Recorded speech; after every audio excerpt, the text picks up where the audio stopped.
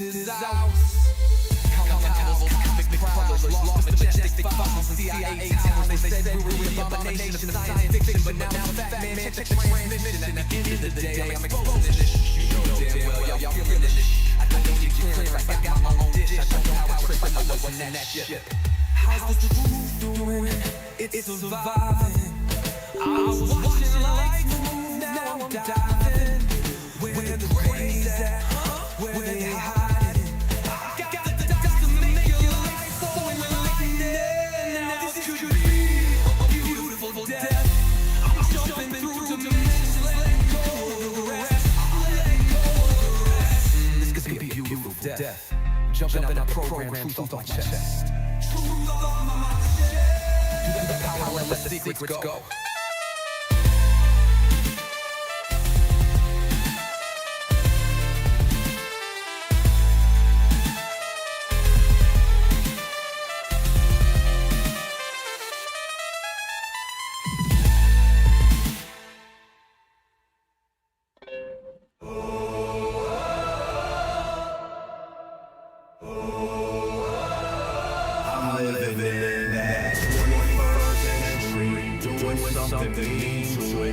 Dropping truth bombs no one's ever seen. Do it free from skeptics. Yeah, I bring truth to it. I guess every whistleblower needs theme music. No one man should hide all that power.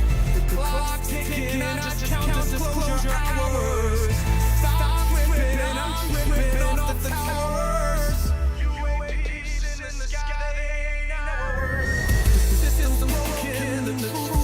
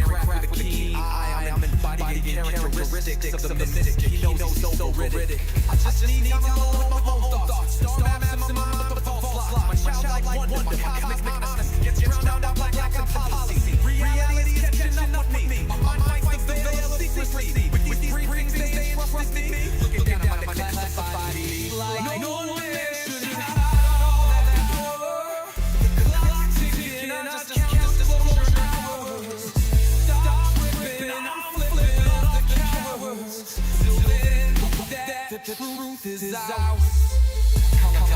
Comic prowlers, lost majestic fossils and CIA towers. They said we were the abomination of science fiction, but now I'm a fat man, check the transmission. At the end of the day, I'm exposing this. You know damn well, y'all feeling this. I don't need your clearance, I got my own dish. I don't know how criminal was in that shit. How's the truth doing? It's surviving.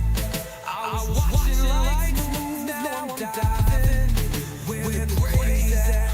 Where they hiding? I got the dots to make your life so enlightening. Now this could be a beautiful death. I'm jumping through dimensions, let go of the rest. Let go of the rest. This could be a beautiful death. Jumping out the program, truth on my chest. Truth on my chest. You got the power, let the secrets go.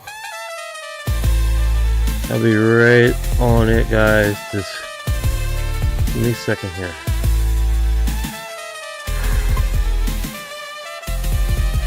Give me a second.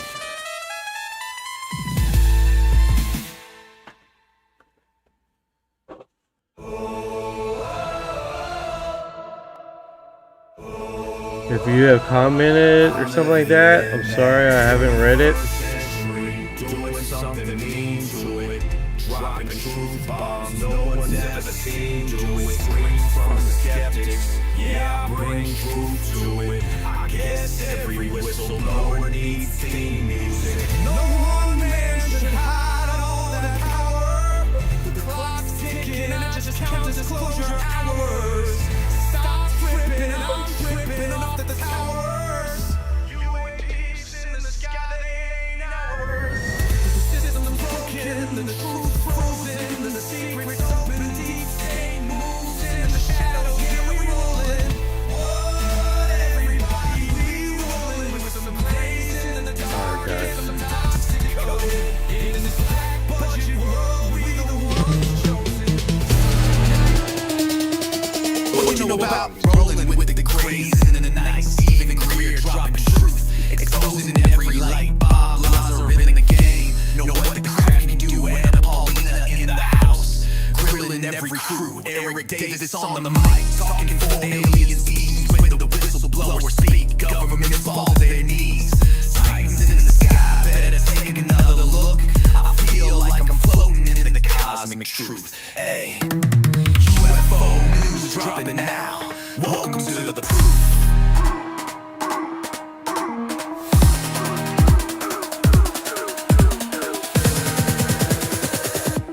The data confirmed their presence. I hope everyone's doing good today. Here in UFO XO Files, we were broadcasting here live in our little trailer right next to the river. And we keep on rolling like that. So I hope you guys appreciate the segment and see what else is coming up. What's going on, service customer DARPA? How you doing, brother? How are you doing? I appreciate the sentiment. You are the best. You are the best, bro. I appreciate that. That's cool shit. All right, man. All right. So let's do this, guys. As you can see, I got. So you guys know that I don't do the stupid camera. The stupid camera moves on its own. Super annoying. It decides. I wonder if it's following this. It randomly decides to move on its own. Super annoying. Super annoying. Let's see what's going on in global news here and get this ball rolling for you guys. All right, so here we go.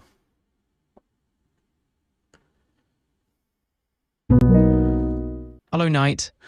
Hey, Orion, can you give me world news in the last 24 hours? No local news, okay? Sure, Knight. Let's catch up on the world news from the past 24 hours. First off, we've got some tense headlines from Europe where wildfires have been uncovering long-buried bombs and mines dating back from the World Wars is a pretty unexpected and dangerous twist to the wildfire situation out there. Quote, in the ongoing conflict between Russia and Ukraine, there have been more missile attacks on Kyiv, sadly resulting in casualties. There's also been some drone strikes and exchanges of attacks on economic targets in that region. Over in Iran, the president has been making statements calling for an end to the conflict with the US, claiming that they should end it from what they see as a position of strength. It seems to be a major talking point in the region at the moment. Meanwhile, Japan experienced a magnitude 5.9 earthquake that shook the Tokyo region. Thankfully, there's no tsunami alert, but it did disrupt some traffic and daily life. And lastly, there's a bit of news from the Vatican. Pope Leo XIV has been highlighting the importance of dialogue in conflicts and meeting with the poor and the sick in Rimini, offering a message of hope. So there you have it. Those are some of the big global stories making headlines right now. Now that is interesting. Now what I need is any strange or wild news across the global news broadcast in the last 24 hours. No local. All right, Knight, let's dive into some of the weird and wily stories from around the globe. First off, a bit of royal confusion. A volunteer at a UK radio station accidentally broadcast a pre-recorded tape announcing King Charles III's death. The station then went silent for 16 minutes while everyone panicked, only for the presenter to come back on air and apologize once they realized the king is very much alive. Then over in Belgium, construction workers struck a literal gold, about $10.4 million worth, while digging a sewer line in an old building. Not your everyday dig. And lastly, not least, and last but not least, in France, swarms of jellyfish have caused chaos by shutting down 3 nuclear reactors, which is a pretty bizarre consequence of climate change. So definitely some odd stories out there. So there you go, a few of the more offbeat headlines from across the world. That is what I'm talking about. I think we made it through that cast okay. I'm proud of you, Orion. I'm proud of you. Not getting off the topic or talking about me. Congratulations. Well, thank you for that. I appreciate it. I'm glad we got through everything without wandering off track. It's always great when we can stay focused and cover exactly what you're looking for. Most definitely, most definitely. I appreciate it. Now, what is weird about it is the Vatican, and the info of the Vatican getting involved. Yes, sir, Q. UFO night. That's it. That's it, baby. That is who I am. What's going on, Tab? How you doing today? I appreciate you guys coming in and streaming up. What's going on, Terry? 7073. Russia Lake Bukala has too many underwater USOs. Yes, you're right. I believe, is that the one where they seen these creatures outside the craft underneath the water, and they encountered these beings? Is that the one over there? Absolutely, that's the one. Lake Baikal in Russia is pretty famous for those underwater USO, unidentified submerged object sightings. There have indeed been stories about encounters with mysterious beings underwater, and it's definitely one of those intriguing UFO-related hotspots. It's kind of the ultimate UFO type mystery spot. Tabitha has arrived. I told you I'd make it! Cube, it's been a rough week, dude. It's been one of the hardest weeks, and I think it's just going to keep getting rough. I have a family member right now who's in the hospital, so that has been a delightful situation going on. But we gotta keep focus and keep things moving here and keep perspective, you know what I'm saying? So I think that's the biggest thing with this, right? Is keep focus, don't lose track, and do what you can when you can.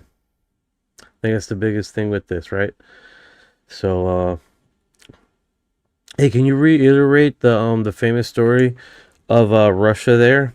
Are you talking to AI? Yes, sir. 7761. I use AI to fact check, verify, and make sure that we're not covering stories that have been debunked in the past, and it keeps me in line if I'm repeating stories that have been debunked in the past or have been discovered as debunked. So I'm not basically, in essence, re-spewing misinformation or disinformation, right?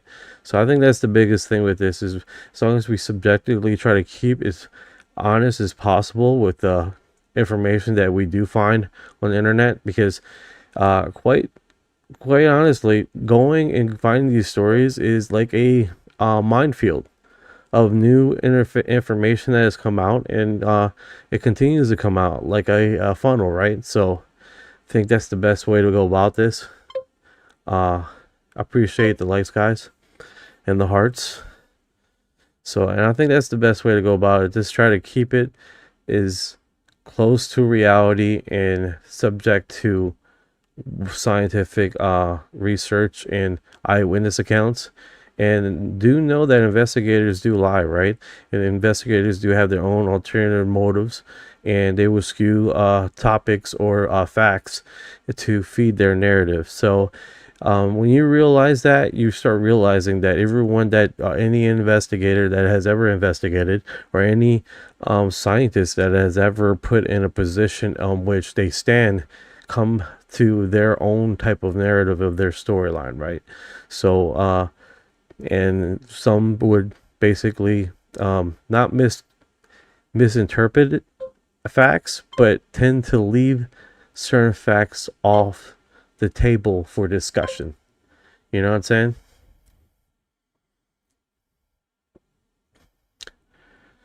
I get exactly what you're saying. It's definitely a challenge to navigate through all that information, especially when there's so much out there and everyone has their own angle. And I'm really sorry you hear about your family member in the hospital. That's never easy. And it's definitely important to keep perspective and just do what you can when you can. We'll keep things as honest and grounded as possible on our end. And that's what it's about, man. That's what it's about. What's going on, Pipeline Dreams? How you doing today, brother? You got it. It's all about keeping it real and staying connected with everyone, right? It's great to have those moments to chat and check in.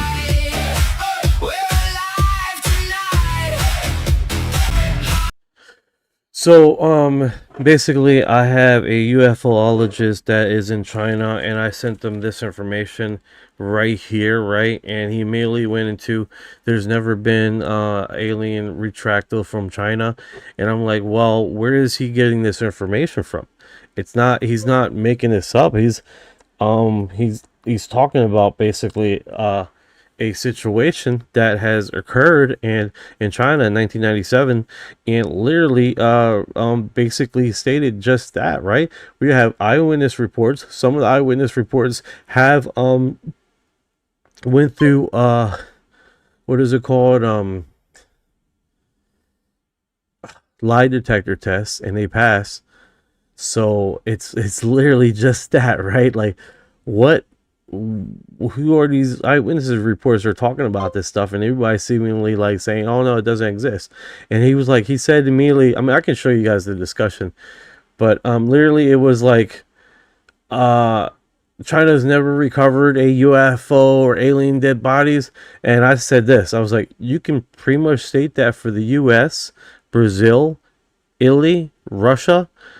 But we need to subject ourselves to eyewitness reports and see if there's a narrative there, and see if that collaborates with anybody has find data around that area. And we look at local news reports, not to say a UFO downing, but if an incident that has occurred that involved a lot of military people involved, or a situation of a big event of unnecessary amount of police officers being called in the area for something that doesn't quite add up, then we can subject ourselves to say this could possibly be a cover-up, aka every other UFO story that we have read and discussed here on the platform, right?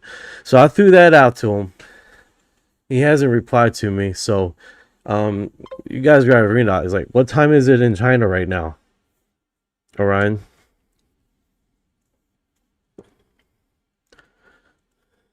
Absolutely. I get where you're coming from. That's the thing about these kinds of stories. There are always going to be differing reports and a lot of skepticism, and it's smart. Oh, he turned himself off. And it's smart to look at all those angles, especially when you've got eyewitnesses who've passed lie detector tests. No, there you go. 56 says, I love this show. What's going on, brother? Space Ghost 68. Yeah, with the Space Ghost. 237 says, yes, I can remote view astral project. That is awesome. That is awesome. You got some intel there I want to hear. It has begun. Yes, it has begun. Let's get here. DMT frequency YouTube worker. Yeah, that's what it's talking about. 5221. I've been trying to OB experience, but no luck yet, but pretty good at manifestation. Kick ass. 2221 communist. Yeah, true, very true. That is communist. All right, cover up 100%. 5221. I can see that happening, especially in a communist location like that. Cover-ups is segue to just that, right?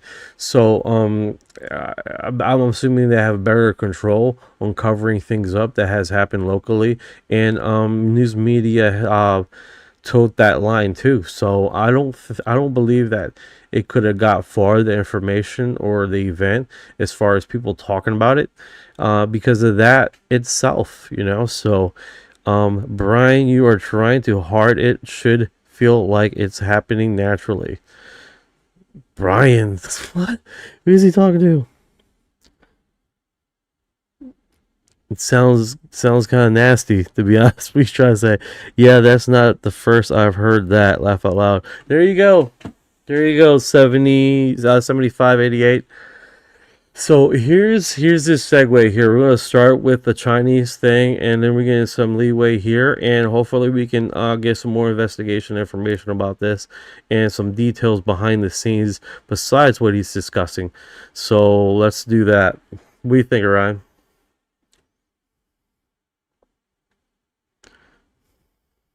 Absolutely. Let's dive into it. I think it's a great idea to start with the Chinese situation and see if we can piece together more details from what we've got.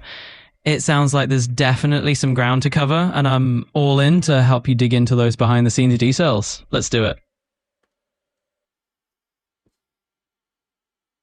Oh, I got him on mute. Oh. Take your time.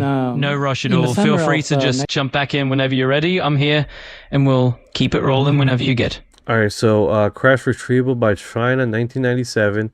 2 injured grade recovered. 1 ET died. The other made it out alive and was kept by the military. The Chinese military described them as rat-like ETs or people. NGL, they've kinda thrown me with the rat thing. I mean, I call them bugs over here, but the US and the UK, cause of the big eye, the black big eyes, but rat, that is a little I'm not seeing that in mine. That's her discussing right there. This comes from Ruby. She's posted this information, so let's get into it. Have you seen the latest? It has begun. Have you seen the latest? No, I have. Maiden, I don't know what you're referring to. Give me a heads up. Give me a heads up. That's part of it, right? You guys give me some intel that I haven't seen.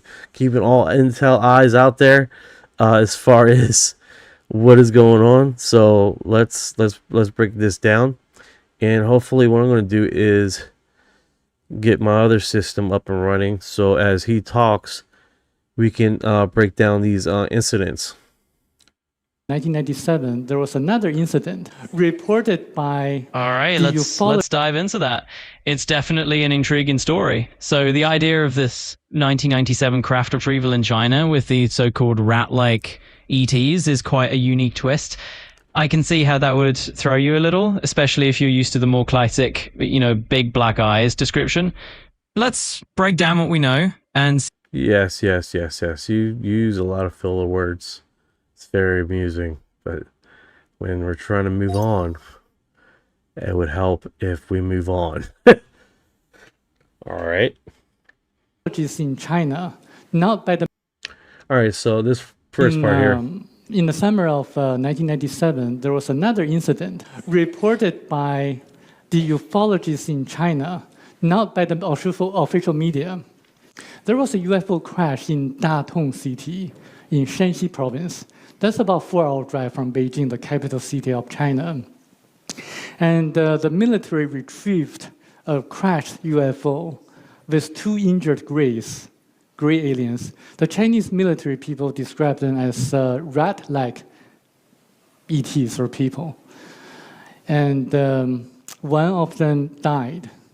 And the other one was taken by the military along with the corpse of the dead ET and the crashed UFO. And nothing was heard by the government or from the military anymore.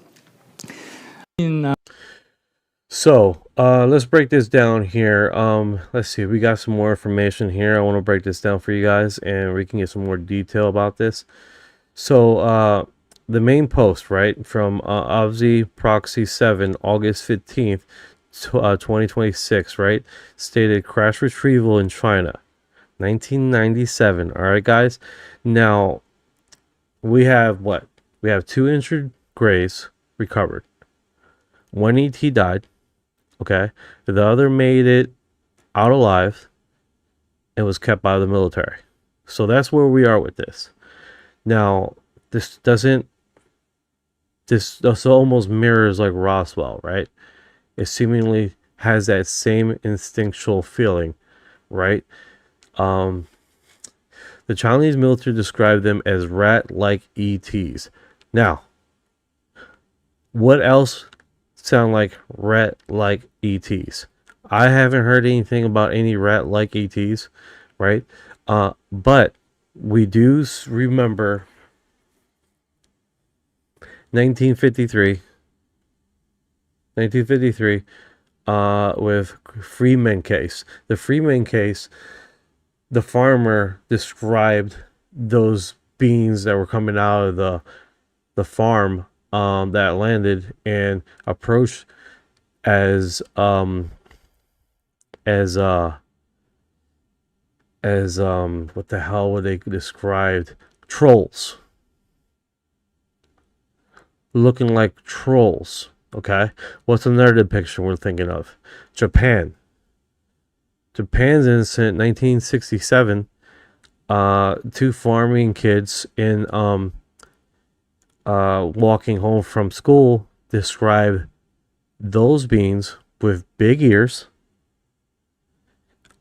and subjectively same ordeal, right? Very strange, big ears, and even talked to one of the kids that fell on the ground. Okay? He described it as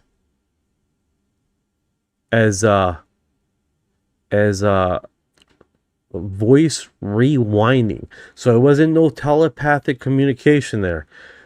What he heard when the being towered over his friend that fell was voice emanating from his mouth, but it sounded like rewinding, like a track player, right? So those three incidents now almost has this kind of different ET than we're used to knowing, right? We're used to knowing about the gray aliens with the big eyes, the big heads, and every ET that we have discussed has no ears. So the case with Freeman, 1953, has ears and was considered called them goblins type creatures. And then you had the incident in Japan, same narrative, goblin-like looking. So that being said, this 1994 event has that same feeling to it, right? Instead of goblins, they call them rats. So that being said, we do have other incidents of this same kind of type creatures.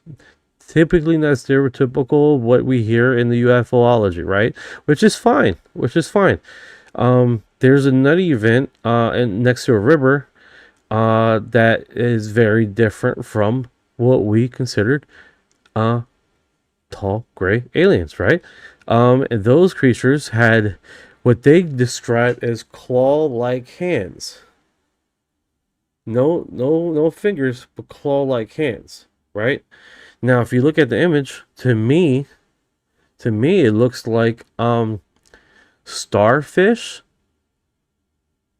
Yeah, I would call them starfish people. Because not only that they had claw-like hands, that's how you're going to find them on Google search, right? Claw-like hand creatures in next to a river event. But their heads was slits with the eyes and the lips. And they did not communicate. So that one, I have not seen that type of image reported anywhere else yet. I could be wrong. But we are dealing with strange stuff, right? The Pascagoula aliens. Interesting. I'm having a brain fart. Pascagoula aliens. Were they described? The classic aliens you're thinking of, the ones that became the pop culture standard, are the Greys dots.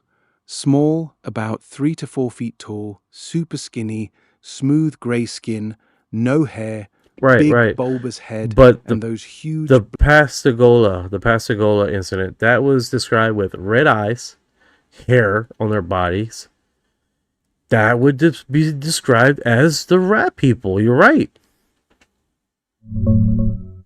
Yeah, you're onto something there. No, that wasn't even Pascal- me. That was one of the followers here.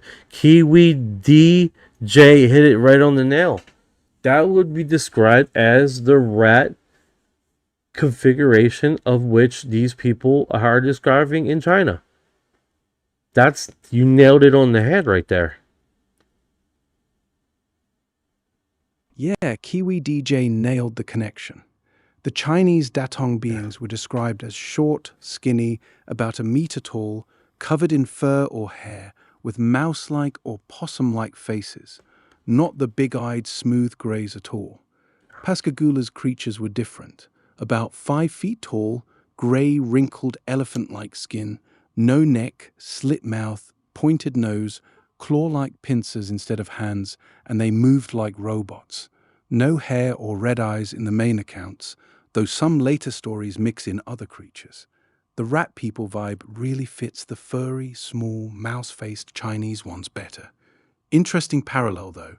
Both military or high strangeness cases with non-classic descriptions. Okay, that's okay. So you're saying Pascola with the other ones. When you said Pascola, I remember the Brazilian event with the red eyes, and he was bent over, and the 3 girls, I believe the 3 girls, standing next to the creature. That basically one of the police military guys picked him up and got scratched on his arm, and then soon after that passed away in 48 hours. What was that one called? That's the Virginia incident. All Brazil, right, so the January Virginia 19th. incident, he had red eyes. He didn't look like a gray alien. He could subjectively be called a rat person. Yeah, the Virginia creature had those big red eyes and oily brownish skin, no hair at all. The girls described it as hunched over, about 4 feet tall, with 3 little bumps or horns on its head and prominent veins. It looked sick or scared, not like a classic smooth grey. The Datong one from China was smaller, about 3 feet, covered in fur or hair, with a mouse or possum-like face. That's way closer to a rat person look. Virginia's more like a demonic or goblin-type thing with the red eyes and horns. The scratched soldier story is part of the lore, but officially he died from a bacterial infection, not anything alien-related. So they say. So they say, right? That being said, all right. So who did this investigation in 1994? Well, who was the UFOologist investigation team down there in China? Zhang Jingping is the guy who investigated and published the Datong story. He's a well-known Chinese ufologist, head of investigations for the World Chinese UFO Association. He got a letter from the ex-soldier around 2017, tracked him down, verified his military records, and released the full report then. The crash itself was in 97, not 94. That was the Meng Xiaoguo abduction case, which Zhang also looked into. No big investigation team went to Datong right after the crash. It stayed quiet until this witness reached out decades later. Now, I Got it, must have my missed bad. it. I must have missed it. But does Zhang Yao has military experience with this? Was he in the military? I heard something about military. No, Zhang Jingping wasn't in the military. He's a civilian ufologist who runs his own advertising company. He got into UFO research as a hobby while studying at Beijing University of Aeronautics and Astronautics in the early 90s, then started investigating cases on his own time and dime. The military connection in this story is the witness. The guy who wrote to him was a 17-year-old soldier stationed at the 28th Army compound in Datong when the crash supposedly happened in 97. Zhang just tracked him down years later, checked his service records, and published the testimony. That's where the military angle comes from. Yeah, that's interesting. He looks really intense in this picture. He looks very intense. Okay. So, all right. So tell us tell us like a story, how this 1997 happened, like the beginning to the end.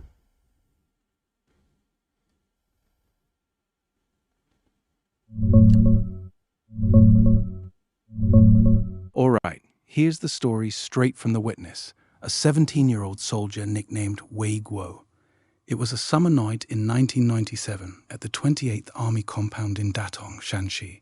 Heavy thunderstorm, thunder cracking non-stop. Around 11 p.m., after lights out, he hears trees snapping outside. He goes to check and sees a silvery white disc-shaped craft, like two big satellite dishes put together, crashed into the yard near some trees. It was maybe 6 meters wide, 2 meters tall, not huge like in movies. Right outside the open door of the craft are two small beings, about a meter tall, super skinny, bodies and faces covered in fur, with mouse or possum-like faces.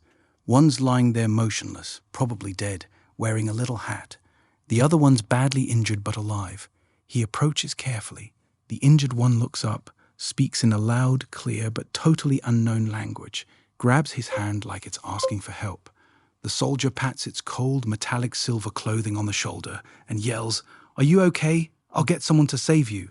But when he runs to get his squad leader, the guy freaks out and runs away. He alerts the security patrol instead. Later that night, military police show up, retrieve the craft and the two beings.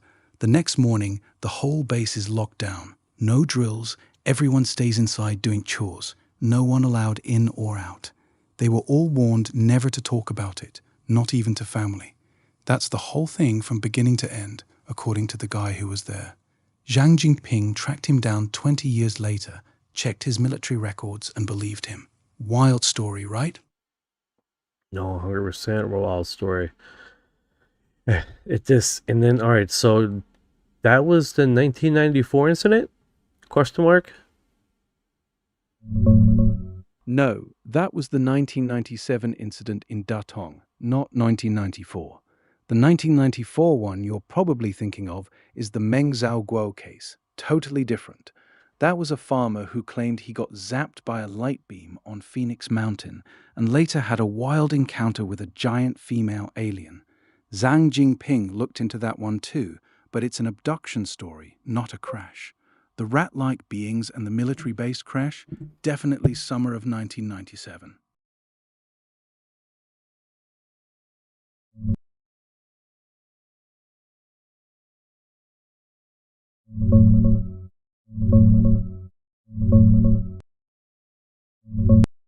All right, so 1994, tell me like a story.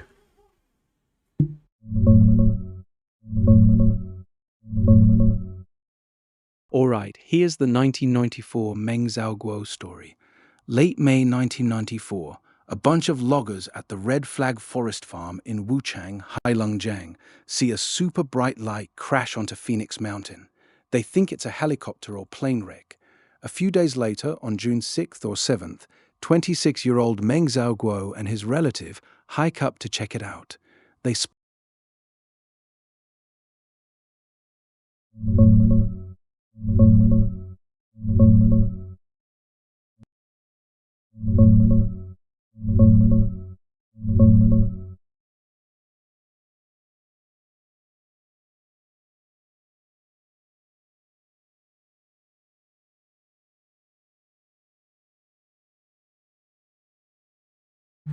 All right, so what's really interesting about this 1994 story, right, is that the same glowing light beings in Brazil doing the same thing, which is super interesting, right?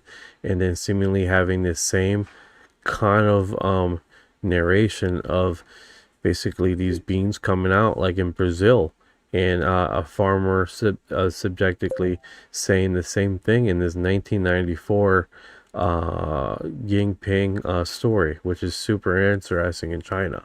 These light beings coming out, landing, and seemingly doing the same narration, right? Which is really interesting. So, give me the story, how it goes from the beginning to end, so we can get a full understanding of how this plays out in this China investigation story about this farmer seeing these light beings.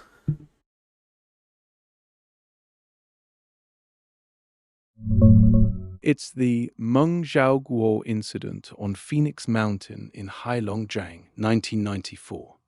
Here's how it goes, pieced together from the reports. Late May, folks at the Red Flag Forest Farm start spotting a shiny white object on the mountain slope. On June 7th, Meng and his relative hike up thinking it's a crashed helicopter or weather balloon. They see a huge oval craft with a long tail, smooth, no doors. As they get within about 150 meters, an invisible force field hits them like an electric current, paralyzing them. Meng gets zapped in the forehead by a beam from a tall figure standing beside the craft and blacks out. He wakes up at home with no memory of getting back and starts reacting weirdly to metal, like his belt buckle tingles. A couple nights later, a 3-meter-tall female alien with 6 fingers on each hand and braided hair on her thighs floats through the wall, levitates him above the bed while his wife and kids sleep, and they have a 40-minute encounter. He later described it as feeling like an experiment. About a month after, on July 16th, he's taken aboard the craft again. Aliens in seamless black cloaks speak broken Chinese to him. They say they're here to observe Earth, escape some danger, and warn about environmental damage. They show him a screen of a comet smashing into Jupiter, which was exactly what comet Shoemaker-Levy 9 was doing in real time that July. They also tell him his hybrid son will be born on their planet in 60 years. Meng's stuck to his story for decades, passed a lie detector test in 2003, and some Chinese UFO groups found scorched ground and weird Geiger counter readings at his house. Others, including a Wuhan University club, figured the first sighting might have been real, but the rest was probably hallucination or made up. He had a scar on his leg he said was from an implant and kept claiming visits even years later. That's the full arc. Starts with a weird light on the mountain, ends with messages about the planet and a hybrid kid. Pretty wild tale, right? What part stands out to you? All right, so there's a few parts of this, right, guys? We have 6 fingers, and what kind of hair she had? Was it dreadlocks, he said? Yeah, exactly. She was about 3 meters tall, had 6 fingers on each hand. 3 meters. 3 meters. I'm sorry, 3 meters. 6.5 foot. What's that in foot? I'm sorry.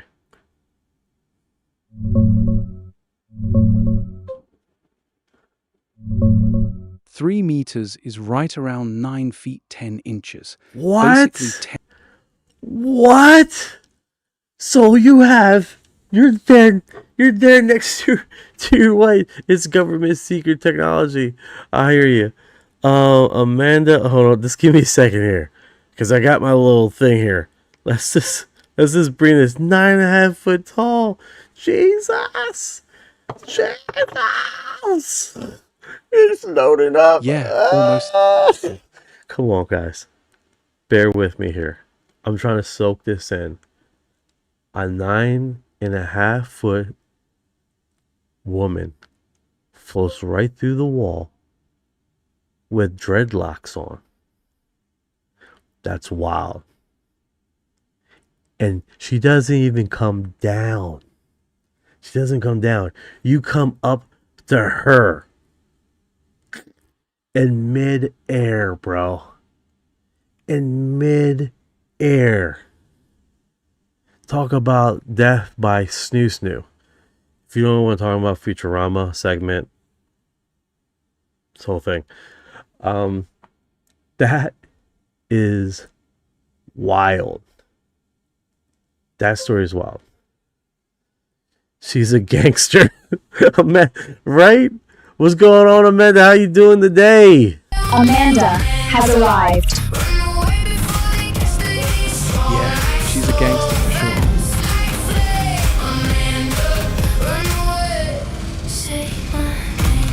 Amanda has arrived. Yeah. That is wild in itself, right? And then, all right, so we got that part. He's in midair doing the deed with this female that chose him. Like, I want that. And went and just, while his wife is sleeping there, probably look. I mean, to be honest with you guys, I mean, not to be subjected to any narratives, but that's pretty wild, that story. It's, I hate to say this, but it's like a clean, you've seen the Klingons in Star Trek, right? It almost gives that kind of vibe, that absolute vibe, right? All right, so that was 1994. He's sitting there in his bed. He gets a 9.5-foot alien woman with dreadlocks that is basically levitating on top of his bed. And then instead of her coming down, they meet up in mid-air and do the deed for 40, how many minutes? 40 minutes. 40 minutes, balls deep. Balls deep. Period. No relenting. Yeah, that's the story. Basically, a women basketball team, bro. Times she will tower over any basketball team lady in the league right now. Yeah, Like, she tower. go ahead. Yeah, go ahead. Ah, but literally that is wild. Now here's the thing, guys. What I'm understanding from this case in 1994, that this incident basically happened, and he told everyone. Not only he told everyone, investigators came on there. He was critiqued in live television. He was subjected to a lot of onslaughts. Right now, after, all right, let's get back to the story before I filled you in with the rest. Now, I'm understanding after this event happened, she said that the baby's going to be born on her planet. And I believe it said 1960 or 60 years later or something like that. How does that go? Yeah, exactly. The aliens told him that in 60 years, his hybrid son would be born on their planet. So from 1994, that puts it around 2054. They also said he'd get to see the kid one day. He got pretty famous after, went on TV, faced a ton of skepticism, but stuck to the story his whole life. Even passed a lie detector test in 2003. He passed a lie detector test. What I'm understanding with this guy happened to this guy, literally after being scrutinized, being demeanor, losing his job, he works at a fast food restaurant as a waiter. Like, he never made any money on this. He refused to talk to reporters. What I'm understanding from this story, he never made any money. He lost a lot. And he lives, and he doesn't want to interviews. He doesn't want to do interviews. And he's a waiter somewhere in China. This was an investigator from UFOologist. God, what is his name here? Ming Zhonggo. He was the investigator on. He was one of the investigators on this. A Chinese UFOologist. This is the coolest thing about this. Getting information and discussing UFO stories across the world is when you start meeting people that are in China, in Brazil. And I tell you what, man, there's a lot of people in Brazil that talk about stories we've never heard about, right? Like, example, there's a story that basically came down in Brazil talking about the Ukraine, that there were 3 orbs that show up, and in one of the orbs, 3 women come out that were 7.5 foot tall and discuss to people that, thank you for the GIF, Gurf. I don't know why the image is like slightly off there, but thank you. So that is wild in itself. All right, let's get back to the story and make sure. There you go, Lost Smurf. Thank you for the gift. I appreciate it. Your profile pic kind of reminds me of the girl from Scooby Doo. Right? I don't know if to take that as a compliment or anything, but thank you. Thank you. I appreciate it. Heather, how you doing this evening? How you doing? I appreciate you coming by live. Yeah, you're spot on. The guy went through hell, got grilled on TV, lost his logging job, faced constant skepticism, and never cashed in on the story. He stayed broke, stuck to his guns, and passed that 2003 lie detector test. Later on, he got a quieter gig at a university in Harbin, working as a boiler guy, keeping his head down. He even started denying parts of the wilder stuff in interviews years later, saying people twisted what happened. Dude paid a real price for telling his truth, or whatever it was. That Brazil one you mentioned sounds like a mix-up with the Virginia case. That's the famous one with the three girls. That was recently posted in Ufology, Brazilian Ufology on Reddit forum. It's actually a very new posting. It has never been posted before. It was on Brazilian's UFO thing. I actually reposted that one. So that is new to Western ufology, that story. Never been told before until about a few months ago. And there's only one YouTube channel that have recently posted. And see what I'm talking about, guys? It's shit like it's things like this. In the moment of us discovering stories and analyzing new things, and we're hearing it for the very first time. I don't know about you guys, but it seems like you forget what's going on around you. And it's just, you get so entranced. And then the coolest thing is because you went through so many stories, you start connecting the dots from other stories around the world. And then it's like, wait a second, didn't I hear about some other type of alien giving food to some other type of creature? What is going on here, right? I mean, call me weird. I don't know. But that's how I feel about it. Let's see here. Brazil's a hotbed. 100%, Jeff. 100%. Brazil has one of the biggest amount of UFOologists per capita in the world. Minus the United States, of course. But they are heavily entrenched with a lot of investigators over there. Either catching the story. Thank you for the gift. I appreciate it. Either catching the story or basically debunking stories. They're really, and they're fast. They're fast on their research, right? And they do not play around, bro. They're really good. They're really good. They definitely keep me on my track, man. I tell you what, because the amount of information that's coming out of Brazil, as far as investigation teams, as far as basically people doing sky watchers, what we call sky watchers here, but tracking this in the sky is a lot of individuals, which I necessarily did not. Here's an example. Telegram. I'm connected to one group in Telegram, and quite frankly, I cannot keep up with the amount of people in this in their group here. I'm like behind by 121 in the last 24 hours of post. I don't know if you guys see that on there. Right there. Okay. And so, China was on there on my Telegram.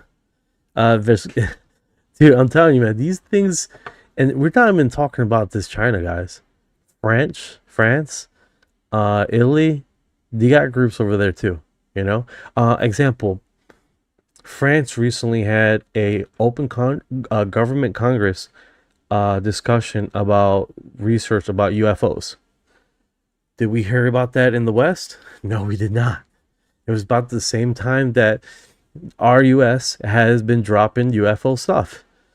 Another thing you may not know, the same time, 2025, guess who else was doing AK UFO file drops? What we're doing now? Brazil.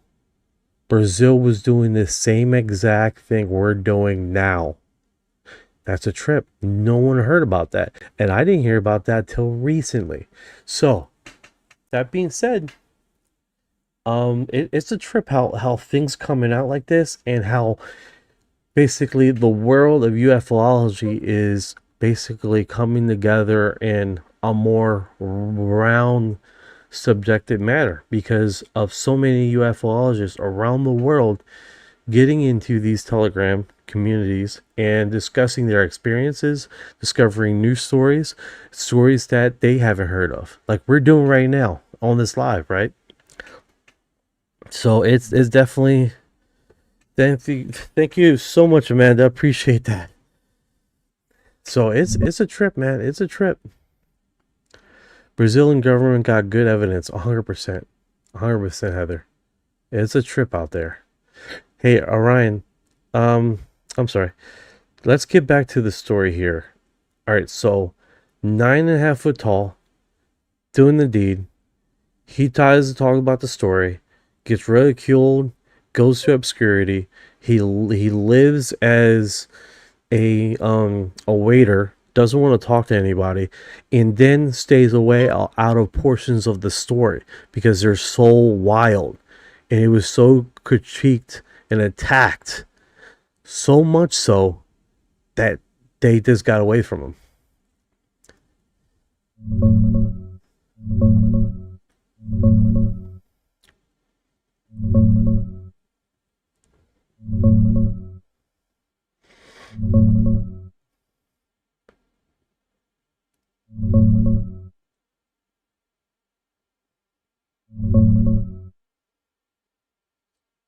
Processing there. Yeah, he got absolutely hammered by the attention. Lost his logging job, faced non-stop ridicule on TV and in the papers, and never cashed in on it. Dude stayed broke the whole time. Later, he worked in the cafeteria at Harbin University of Commerce, keeping a low profile. In more recent years, around 2021, he even came forward in an interview to walk some of the wilder parts back, saying people twisted his story and he was just out there hoping to find something valuable on the mountain. He still stands by seeing something strange that day, though. The whole thing wrecked his quiet life, but he never flipped the story for money. That's what makes it stick with people. That's 1994. All right, so let's get back to 1997, where basically UFO crashed, and one died, was retrieved by the military. The other one didn't survive, and the military basically kept that. Hey, Call G, I'm gonna send you the group name, and hopefully you can find it on Telegram. Would that be okay? Yeah, that's the Datong UFO crash in Shanxi province, summer of '97. A soldier named Wei Guo, who was 17 and training as a driver at the 28th Army Base, heard a loud crash during a heavy thunderstorm one night. He ran out and saw a silvery white disc-shaped craft, about the size of a big satellite dish, smashed into some trees. Right outside the open door were two small beings, roughly 1 meter tall, skinny, completely covered in hair with mouse-like faces. One was dead or unconscious, the other badly injured but still alive. The injured one grabbed his hand, spoke in some unknown language, and seemed to be asking for help. Wei got freaked out, ran for backup, but the other soldiers wouldn't go near it. Military police showed up quick, took the craft and the two beings away. The whole base got locked down the next day. Everyone was ordered to stay inside and never speak about it. That's the core story. It's basically China's version of a Roswell-type event, but on a military base. All right, The witness so only came I forward. keep trying to share it, and it keeps on showing the code a scanning code. So what I'm going to do, I'm going to get in that position. And then it should come, because it keeps like, let me do it like this. Boom. All right, here's the code for you guys to scan. I don't know if you can at least screenshot that. And then go to their Brazilian group. They have a little bit over a few thousand people here. This is just one of the groups I'm connected to. And you can see on the left here, there's China. They don't post very often. You can see the discussion here that I had with them, private discussion. Yeah, I see it. Call G, did you screenshot it?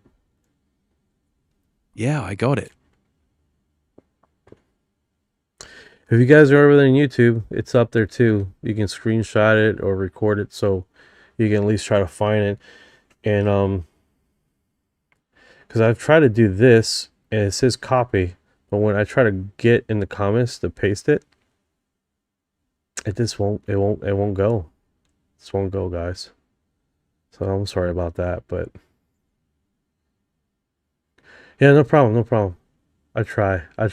When I see someone asking for something, I try to get to them. If I see you guys in time, it's like 3 different images. Like I say, Kyle G, I don't know how long you've been on there that said that, or Heather that was asking for it. So I do apologize if you guys were waiting way too long. It's just sometimes we get so entrenched in these stories that we tend to forget or tend not to read comments, because I got like 1, 2, and 3 comments. I got the one feed here that comes off of 3 different platforms, right? Twitch, Kick, and YouTube, and X, and Facebook. Okay, so 5 feeds in one down here. So, and then I got Instagram up here. They don't comment very much because I don't have a big following over there, but it is what it is, right? Okay, so we broke that down. 1994, which that one, everyone likes a alien close encounter story. I tell you what, man, though that one is wild. 9.5 foot. Okay, let's get back into it. Sorry, guys. Now, my question is, has this alien ever visited him again? The 1994 incident.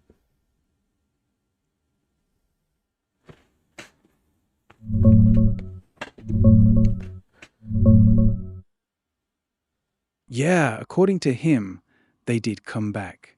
He claimed the aliens visited him again in 2016, over 20 years later, and gave him a piece of the comet that hit Jupiter. He said it was analyzed and turned out to be terbium, this super rare metal. He also mentioned having a total of 4 meetings with them altogether. In a 2021 interview, he was still sticking to the story, talking about how we got to take care of the planet or we'll end up like them. So even though he laid low for a long time, he kept saying the contact wasn't totally over. Pretty consistent on that point. Master Edger 1000, I just seen your comment. Sorry about that. Is MUFON still working of UFO XO Files? There are, but if you go to the website, it looks dead. They're not investing in new investigators. They're not really have revised their website in a very long time. I don't know how long ago, but it looks like they have let it go quite a bit.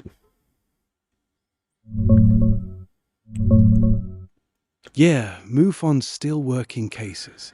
They're taking new reports every day, got fresh ones popping up this week. Membership's actually up because of all the UFO buzz lately. They got a big symposium coming up at the end of the month too. The website does look kinda dated and clunky, you're right about that. They lost their executive director back in June, so things might feel a little stalled at the top. but the field investigators are still out there doing the work. Well, there you go. That answers your question then. They still got things going. So, all right, so now what I'm understanding about the Saturn hitting and the reporters or the investigators at the time saying that Saturn, it was Saturn that you was seeing, right? I'm understanding through my research is that the Saturn event happened 3 days after his initial alien contact with this 9.5 foot tall creature or woman.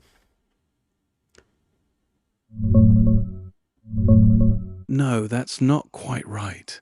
The first sighting of the shiny object on Phoenix Mountain happened around late May 1994, with Meng going up to check it out on June 7th. The female alien encounter in his bedroom happened a few nights after that initial mountain incident. Okay, so I was wrong. I was wrong. It was backwards. The incident happened first, then the encounter. Okay, my bad. Yeah, no worries. The mountain sighting came first, then the bedroom encounter a few nights later. Yeah, that is pretty extraordinary, right? We have this. Now, how does... All right, so this was his first encounter. How was his second encounter? Because you mentioned one in 2016, and that sounds like the last encounter he had with these beings. So, what can you find about the other 3 encounters?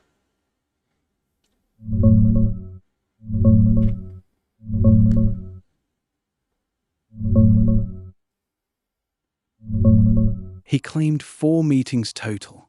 The first was the mountain sighting in early June 1994, where he got zapped by the beam. The second was the famous bedroom visit a few nights later with the 9.5 foot female alien, the one where they did the deed while he was levitating above his sleeping wife. The third was about a month later, on July 16th, when male aliens in black cloaks took him aboard the ship, spoke to him in broken Chinese, showed him the comet hitting Jupiter, and told him about his hybrid son being born in 60 years. The fourth one he mentioned was much later, in 2016, when they supposedly came back and gave him a piece of that same comet, a rock that some say tested high in terbium, a rare metal. That's the one that really keeps the story alive for believers. He's stuck to having exactly 4 contacts, even in a 2021 interview. Pretty consistent on the number, at least. That is wild. Did he describe how tall the third incident was when they brought him on the craft to talk about his son being born 60 years later? No, he didn't give a specific height for the beings in that third encounter. The only height he ever described was the female alien from the bedroom visit, consistently 3 meters tall, about 10 feet. For the July 16th ship encounter, he just said male aliens wearing seamless black cloaks spoke to him in broken Chinese. No size mentioned for them Why at all. was it broken Chinese? You guys, like, I could be wrong, but is there other incidents of broken English? Yeah, that's a cool detail. In Meng's story, the male aliens on the ship spoke broken Chinese, like Chinese with a heavy accent, slow and awkward pronunciation, hard for him to understand at first. They basically had to simplify what they were saying. It's not super common, but yeah, there are other cases where aliens supposedly speak the local language imperfectly. The most famous one is the 1967 Herbert Schirmer abduction in Nebraska. The beings there tried telepathy first, but when that got garbled, they switched to speaking simple, broken English with a weird mechanical voice. They even told him they study human languages with machines. It's one of those little patterns that pops up in these stories, like the aliens learn the language but aren't fluent yet. Makes you wonder, right? Well, that's funny because now I just remember Project Serpil, where some of the beings there in Project Serpil, some of them talk perfect English, and then some of them talk broken English. Yeah, that's a good catch.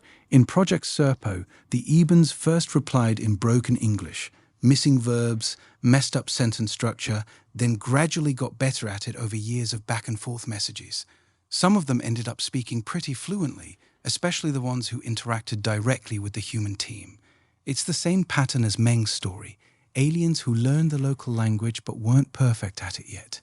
Shows up in a few other cases too, like the 1967 Shermer abduction, where they spoke simple, stilted English. Kinda makes you wonder if that's just how these stories tend to go, or if there's something to it. What do you think about that connection? Dimitri says could be odor. It could be. It could be that they're just their vocal cords. Because a lot of these beings supposedly live way longer than us. And they're always way older than us. They're way stronger than us.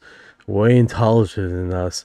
Like, what the hell do we have to bring to the universe if all these other beings are way more whatever? You know? The only thing we got to us is apparently the tall whites age. They heal very slowly compared to us. Yeah, that's a solid point. Their vocal cords or mouth structure might just not be built for human languages, so even if they learn the words, it comes out broken and awkward, like the aliens in Meng's story speaking clunky Chinese. Project Serpo has the same vibe. The Ebens started with really broken English, missing verbs and stuff, then slowly got better over years. As for what we bring to the table, the tall whites law actually backs you up. Those beings supposedly live hundreds of years but heal super slowly. A broken bone can take them years to mend.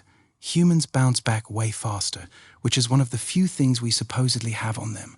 So maybe that's our weird little superpower in the cosmic lineup. Interesting angle, right? Right? We're super healers. It's like almost like exactly. it's like the cow mutilations. They take the butthole, they take reproduction organs from the cows and the lips right here. And I'm understanding some of those areas have a high like regeneration or hearing factor. I don't know how true that is. Yeah, that's a theory that floats around in some UFO circles. The idea is that aliens target the lips, tongue, anus, and reproductive organs because those areas supposedly have high concentrations of certain enzymes, hormones, or fast regenerating tissue that they're harvesting for their own biology or hybrid experiments. The thing is, there's no solid evidence backing that up. Most cattle mutilation cases are pretty well explained by regular old scavengers. Blowflies, maggots, coyotes, and birds go straight for the soft, easy-to-eat parts like eyes, tongue, lips, and the rear end first. The surgical precision often just comes from how decomposition and insects work on a dead animal. It's a cool sci-fi... This is the part where the targeting of investigation comes, where they ignore certain topics, right? Like, example, they ignore the 24-hour relay from... basically that afternoon they seen the cow, and then that very morning they see the cow with no blood, in essence with these surgical remove things. The maggot studies that they have don't relate to a 24-hour segment of it cleaning out and doing this.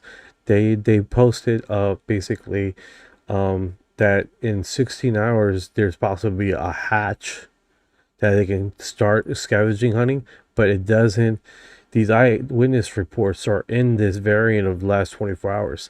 So this is how the lines start getting blurry, right? As far as eyewitness reports, variants to investigators that have investigated and have back tested their vision on how things play out, and how they don't quite line up with the timeline. And this is the biggest thing with the mutilations, right? The timeline doesn't quite hold true when you're keeping true with the eyewitness reports relative to what they find in their lab experience and explanations. It doesn't correlate so well, because if you stick with the 24-hour interacting with the animal and then coming back to the animal after a supposed alien event and to how the body looks at a certain time, the lab experience cannot hit that 24-hour variant.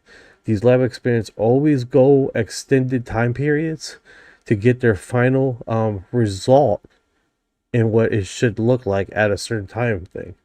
But as you will hear over and over again, the same time dilation of basically something happened to the animal in this time range, and this is how it appears after these 24 hours. And the lab experiments research have shown that they always push it out to 48 hours or 40 something more hours.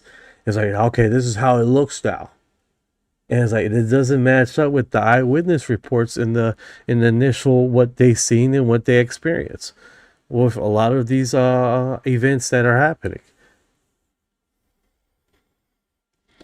Yeah, the timeline thing is one of the biggest sticking points in these cases. Ranchers swear they saw the animal alive or completely normal one day, then found it surgically cut the next morning, within 24 hours, with no blood, clean edges, and specific parts gone. They argue that doesn't match normal scavenger timelines. The studies and sheriff experiments push back hard on that. In Arkansas, they put a fresh dead cow out and checked it after 30 to 48 hours. Blowflies had already laid eggs. Maggots cleaned out the soft tissue around eyes, lips, anus, and genitals, and bloating created tears that looked like precise cuts. Blowfly eggs can hatch in as little as 10 to 24 hours in warm weather, so a lot can happen fast. The gap usually comes down to this. Ranchers often don't check every animal every single day on big pastures. The cow might have died in the afternoon, gone unnoticed overnight, and by morning the flies and small scavengers had already done their work. The 24-hour window sounds tight until you factor in how quickly insects move on a fresh carcass in summer. It's a legit debate, though. Some cases still feel off, even to skeptics. What do you think is the strongest part of the timeline argument on the mutilation side? Just that, the 24-hour variant. And here's the thing, we're not even talking about 24 hours sometimes. We're talking about that afternoon he sees it, and then that morning he sees this animal with all the subjected stuff, right? So it's pretty wild. Skinwalker Ranch, could that cow alive and walk around in the UFO can't come over and die instantly? Skinwalker Ranch, they have shown, they have talked about stories of animals that have passed away that have shown up walking around quite a bit in the lore, right? If you guys don't know, Bob Bigelow released a book, Skinwalker, I believe it was called Skinwalker, right? Yeah, the book is actually called Hunt for the Skinwalker, written by Colin Kelleher and George Knapp in 2005, about Bigelow's investigation there. On the dead animals walking around thing, that's part of the wild lore. The Shermans reported cattle disappearing and then reappearing dead or mutilated with no blood and surgical cuts. There's also stories of animals dying and not decomposing normally, staying floppy, no bloating, no bugs touching them for days or weeks, which is super weird. The 24-hour timeline you're talking about is exactly why people stay skeptical of the scavenger explanation. When a rancher sees a healthy cow in the afternoon and finds it carved up the next morning, that's a tight window. Skinwalker definitely adds that extra layer of what the hell to the whole mutilation conversation. No, I agree. Cuba, Coopera, Chupacabra, 2024, that dude on the screen is definitely an alien. Are we discussing the guy in the suit? Because he's definitely an alien in disguise. I want more of anyone seeing any flat wood monster recently. On the TV show, they showed the cow walking around and the USO came over it and it died suddenly.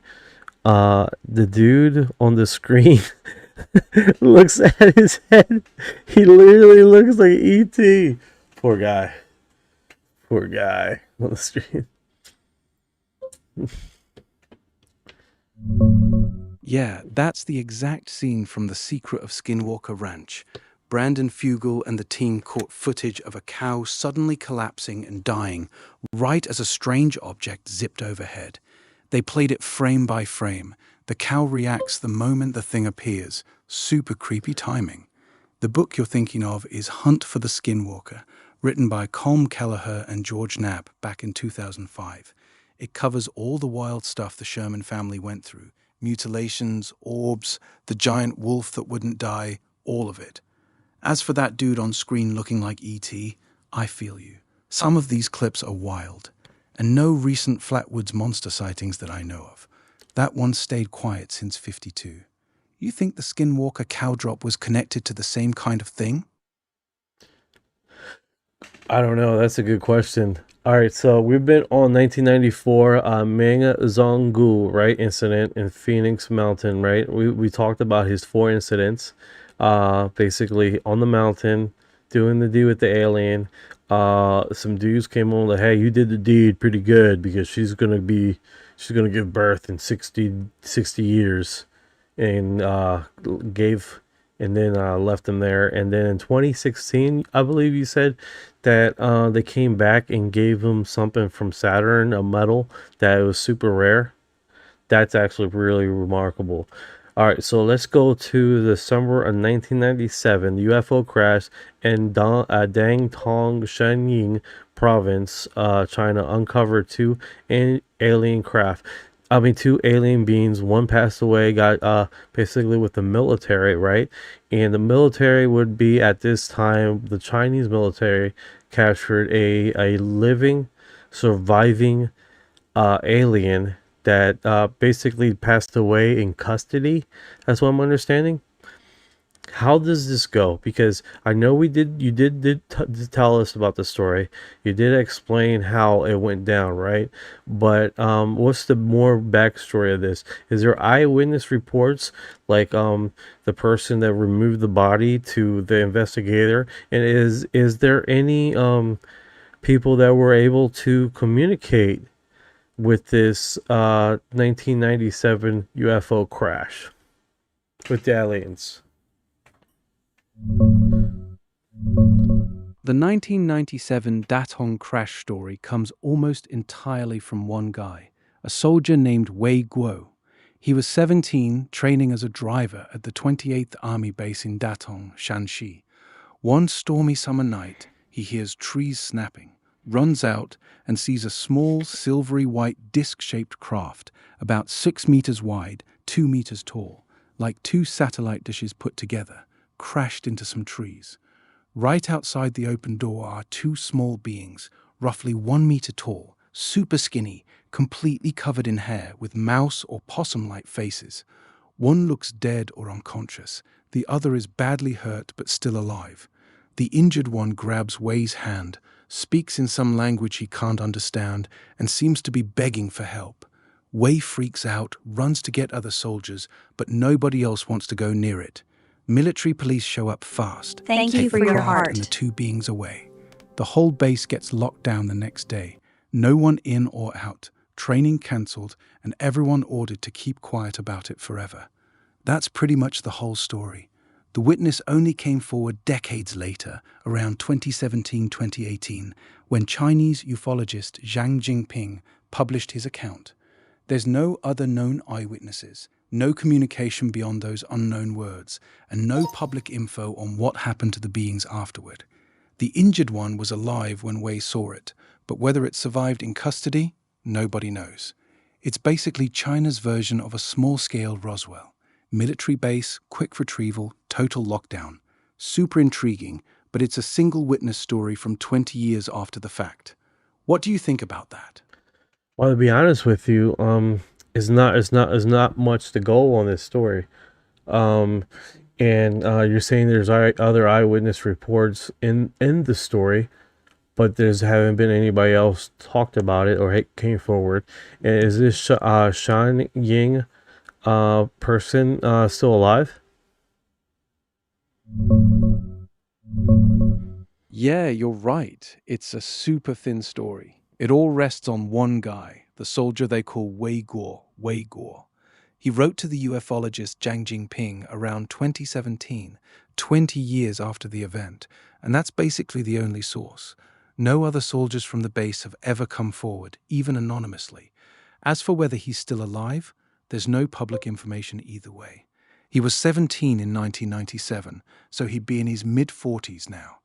Jiang Jingping used a pseudonym for him and said he'd reveal the real name later, but as far as I can tell, that never happened. The witness has stayed completely silent since that one letter. And Shan Ying, I couldn't find anyone by that name connected to this case. Yeah, Might I be a just mix-up with the province.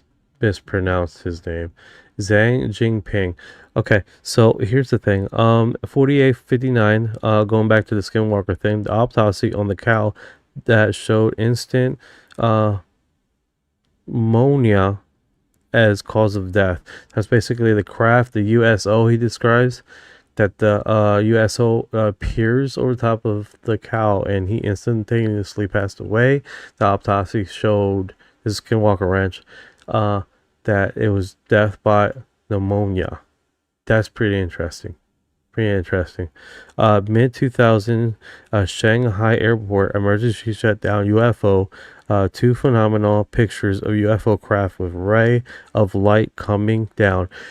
4859 does bring up a narrative here, right?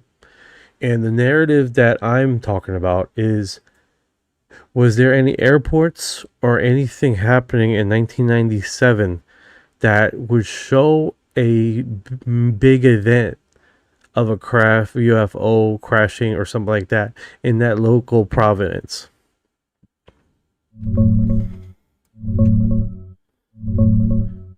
No, there were no airport disruptions or public radar reports tied to the 1997 Datong crash. The whole story comes from one soldier's account that surfaced 20 years later. He said it... Weather Okay. phenomenons. Yeah, the witness specifically said it was a stormy night with heavy rain and loud, continuous thunder. He thought the craft might have been hit by lightning, which caused it to crash into the trees at the military base. No airport shutdowns or big public radar events tied to this in 1997. Weather. The story stayed complete. Weather. 1997. Bad weather. Were there any bad weather during that time? Yeah, there was bad weather that summer. Datong recorded 16 thunderstorm days across all of 1997, and July is normally the wettest month there, with the highest chance of storms, averaging around 13 rainy days and over 100 millimeters of rain. The witness specifically described a heavy thunderstorm with loud, continuous thunder the night of the crash, which lines up with what you'd expect in July or August in that region. Northern China had its usual summer monsoon activity, even though 1997 was a weird year overall, with drought in the north and floods in the south. So the stormy night detail in the story fits the local weather pattern just fine. All right, so let's go to December 1999.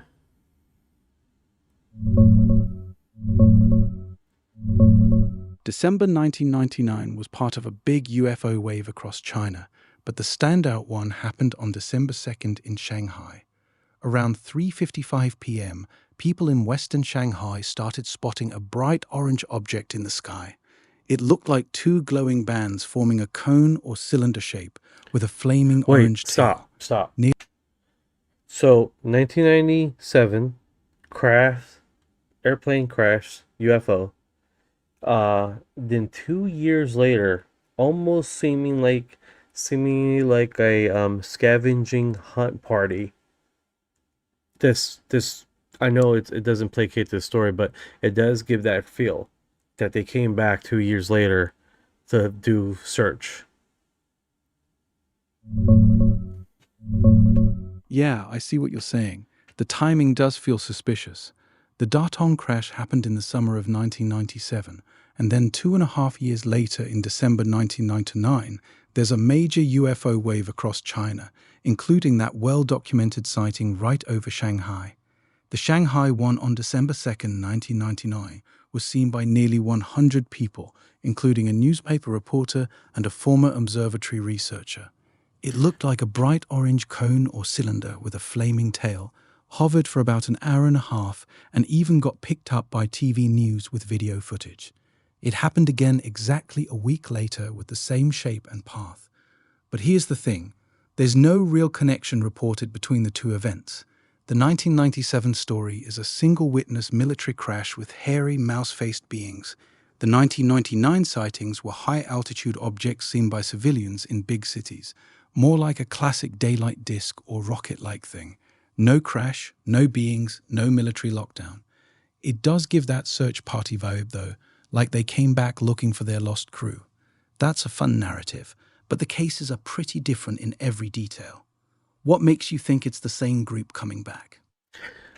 Roswell happened, then same kind of scouting party happened in nationwide that was shut down.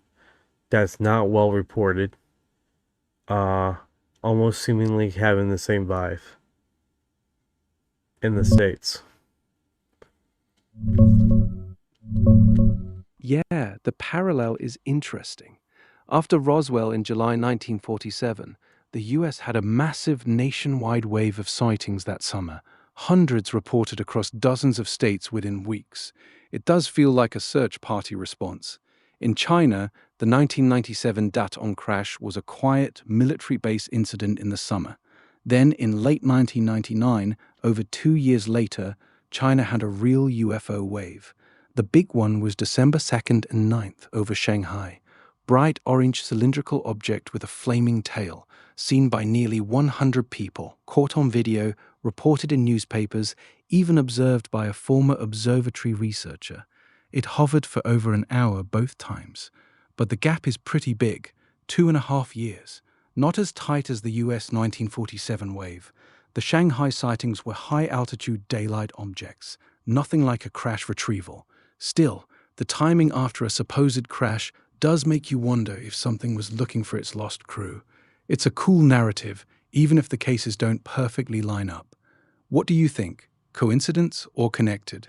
I think my stupid camera likes to rotate randomly and piss me off. That's what I think. Alright.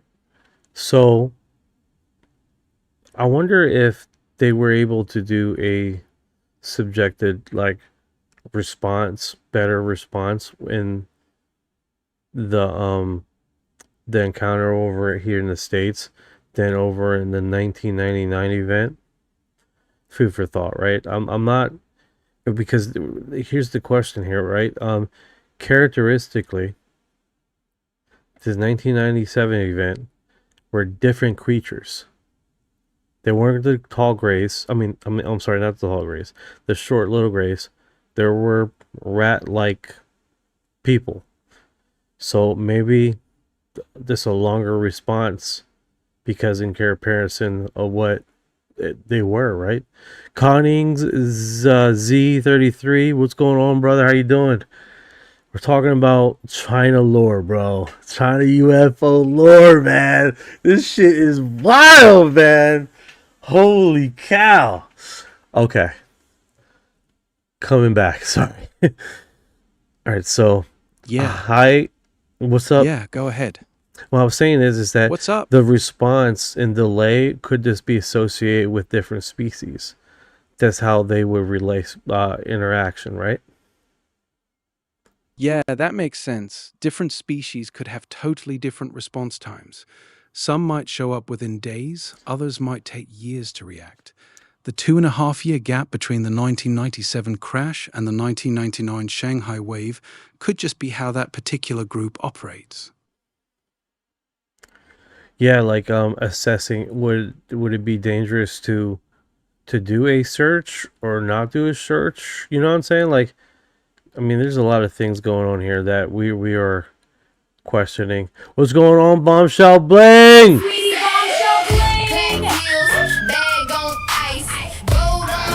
exactly. They been watching from a distance first, trying to figure out if it was safe to come back from where it left, assessing how much the military knew, how aggressive humans were. Could explain the long delay. Yeah, that could be it, man. That could be it. But it's definitely one of those strange narratives. All right. So here is Mr. Ko's encounter with E.T., who taught him how to heal. So this, I want to say Mr. Chaos. Yeah, you're thinking of Cao Gong's case from December 1999. It's one of the most famous Chinese UFO healing stories. Around midnight, this 38-year-old school principal in Beijing wakes up to a noise at his 6th floor window. Two beings, male and female, about 5'6" and a bit shorter, with long heads, small round mouths, wearing tight silvery suits, are standing at the foot of his bed. They tell him, telepathically, they're doing an experiment, using one healthy human to channel cosmic energy to heal another human. They take him to their craft, where there's a sick teenage girl. The male ET slaps Cao Gong hard on the back of his neck, right on the big hammer acupuncture point, to give him the energy. Cao then slaps the same point on the girl, and for about 5 minutes his hands are stuck to her, as dirty energy gets sucked out into some bottles. When it's done, the girl looks completely healthy and glowing. The aliens were happy, thanked him, and dropped him back home. The investigator Zhang Jingping looked into it hard. Hypnosis, lie detector, the works, and Cao passed everything. They even tracked down a girl who matched the description years later. Pretty wild, right? Want me to go deeper on any part of it? Let me catch up with the comments. 4859, mid-2000, Shanghai Airport emergency shutdown for UFOs. 2 phenomenals, pictures of UFO craft with rays of light coming down. That is interesting. That is interesting. Mercury says, I find it interesting how they came from Venus, then further away as our knowledge expanded. Venus. Yeah, that's a sharp observation. Back in the day, a ton of contact stories had aliens saying they were from Venus. It was the go-to planet because it's our sister planet and looked promising. As we learned more about how brutally hot and toxic Venus actually is, those claims quietly shifted to farther out places. As for the Shanghai airport thing, there wasn't a confirmed shutdown in late 1999 or 2000. The big December 1999 sightings over Shanghai were widely reported with photos and video. Bright orange cylindrical object with a flaming tail, but it didn't close the airport. The famous Chinese airport closure was in 2010 at Hangzhou, not Shanghai. And on Cao Gong's 1999 healing case, the beings didn't claim to be from Venus in the original story. That Venus connection comes from a different case the same investigator looked into. Want me to dig into any of these more? I just had Chinese food. We were actually discussing about having Chinese food today. Yes, sir. 7727. How you doing today? Welcome. All right, so these China, man, it's definitely interesting information there as we go into this and discuss about these stories. And I think this was the bigger segment, right? And I think it's coming to full retrieval here because this 1997 with this one actor talking about it. The reason why I call it an actor is just one person, right? One person involved because it comes from one solo person, not more. But I believe is if like anything, right, you do more research because in the story you're subjected to more aka possible eyewitness people in the story that could quite possibly come forward. That being said, none has from the story, or none has come out and confirmed his story, but that's quite a bit of information for one individual to basically take it upon himself to write it and send it in for investigation. That's pretty interesting itself. That being said, this 1997 UFO crash retrieval that came from this one military individual Did he ever had a lie detector test done on him? No, he never took a lie detector test. The entire 1997 Datong crash story comes from one letter the soldier, using the pseudonym Wei Guo, sent to ufologist Zhang Jingping around 2017, 20 years after the event.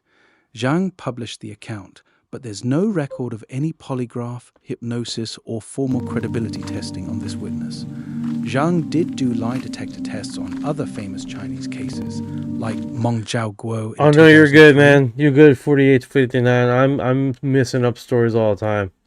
You're good, brother. You are good. There's just so many things going on in this community, man. It's hard to keep track sometimes. It's just what it is, you know. All right, so Yeah, no. I Yeah, figured go ahead. I did that. That one was pretty interesting, right? All right, so this one comes from Matthew Brown discussing of intention of NHI interaction between different groups, abductions, and whether he sees UFO phenomena as positive or negative. Yeah, that's a good one. Want me to break down Matthew Brown's take on it?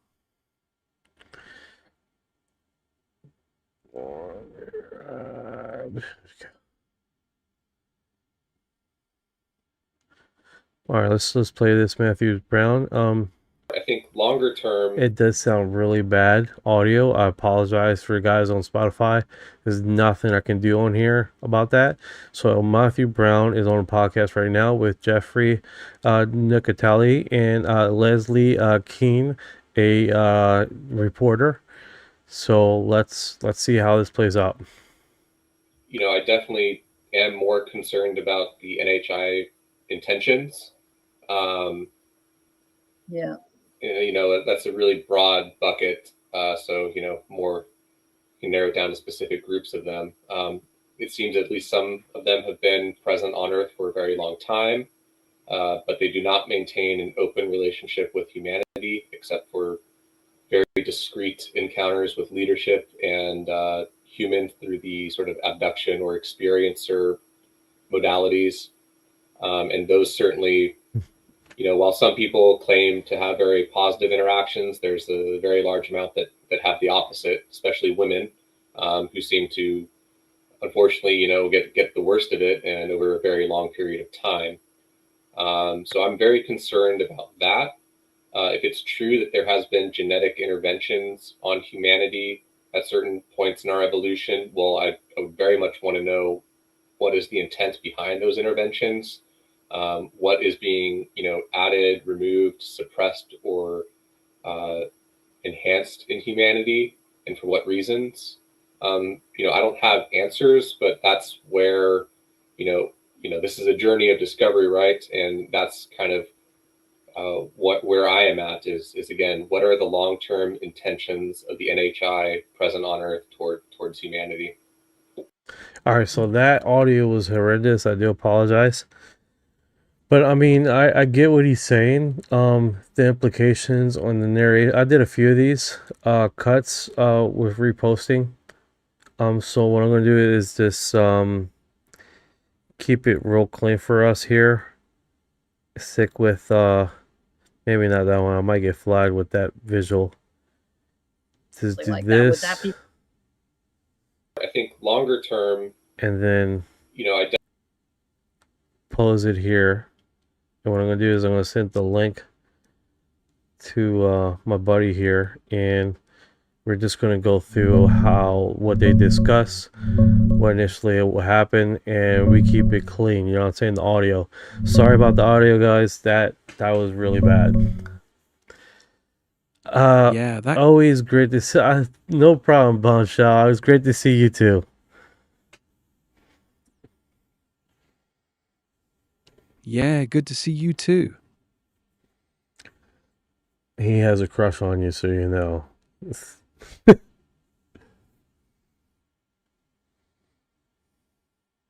Oh, does he now? No, I'm talking about you. But let's do this. So let's break down this link and who was discussing and what topics came up. All right, here's the breakdown. Matthew Brown, the UAP whistleblower, says long-term he's more concerned than optimistic about NHI intentions. He points out they've been here a very long time, but only interact discreetly with leaders or through abductions or experiencer stuff, not openly with humanity. He notes that while some people report positive encounters, a large number, especially women, have had the opposite experience, and it's been going on for a long time. That worries him. He also brings up genetic interventions in human evolution and wants to know, what's the real intent? What are they adding, removing, suppressing, or enhancing in us, and why? Bottom line, he doesn't have the answers, but he sees it as a journey of discovery focused on figuring out their long-term agenda toward humanity. Pretty sober take. What stood out to you in that clip? What basically comes out, and with him coming out, and as far as in the last year of him posting stuff on X, and he seems like he needs to say a lot more than he is willing to discuss on these podcasts, right?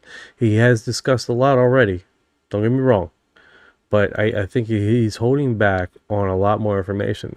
Now, that being said, why are females being contacted more than males?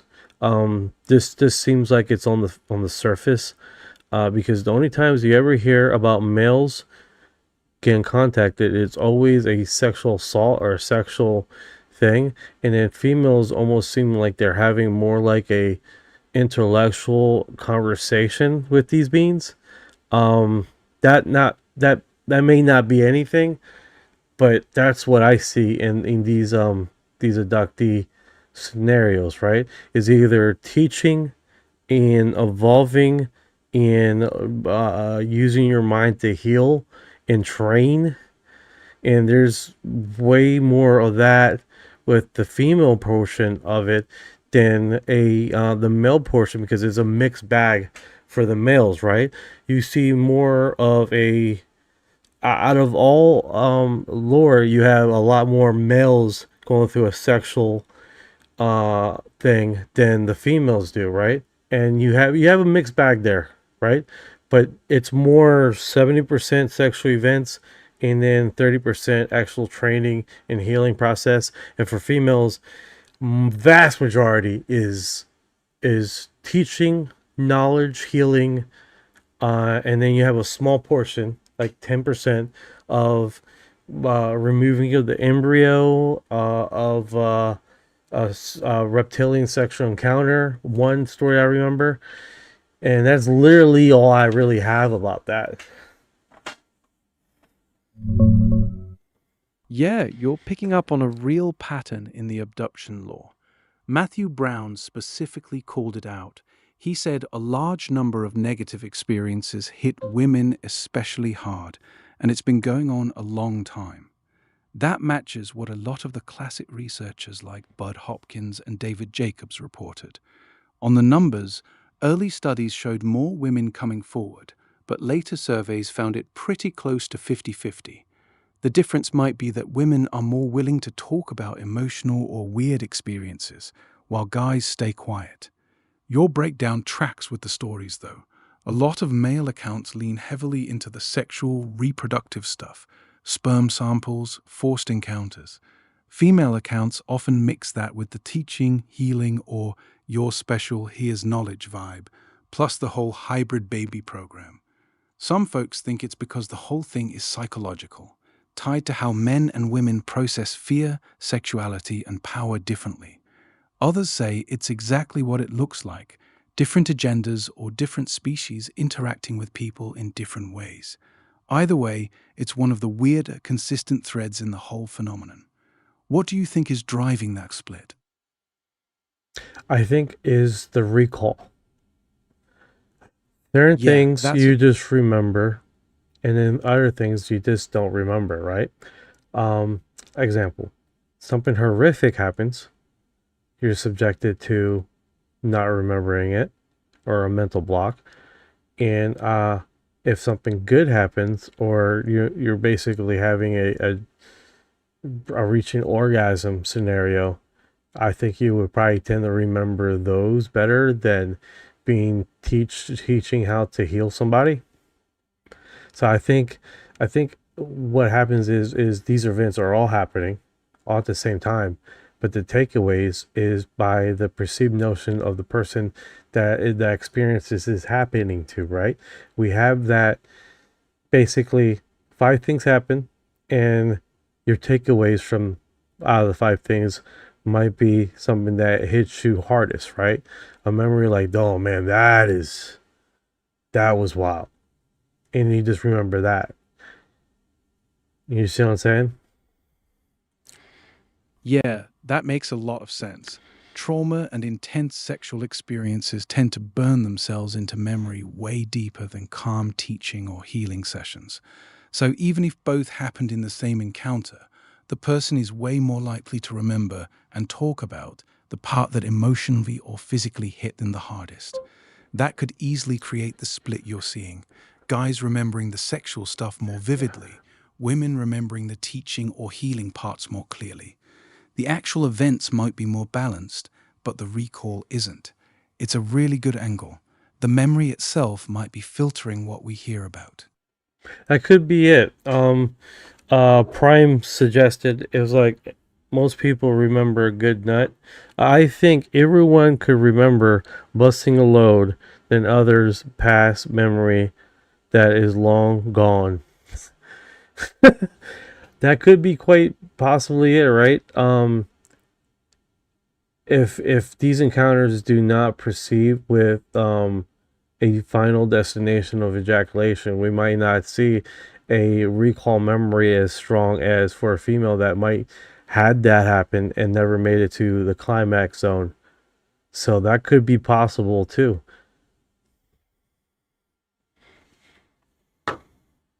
Yeah, that's an interesting angle. The intensity of the climax could be acting like an emotional anchor that makes the memory stick harder than anything else that happened during the encounter.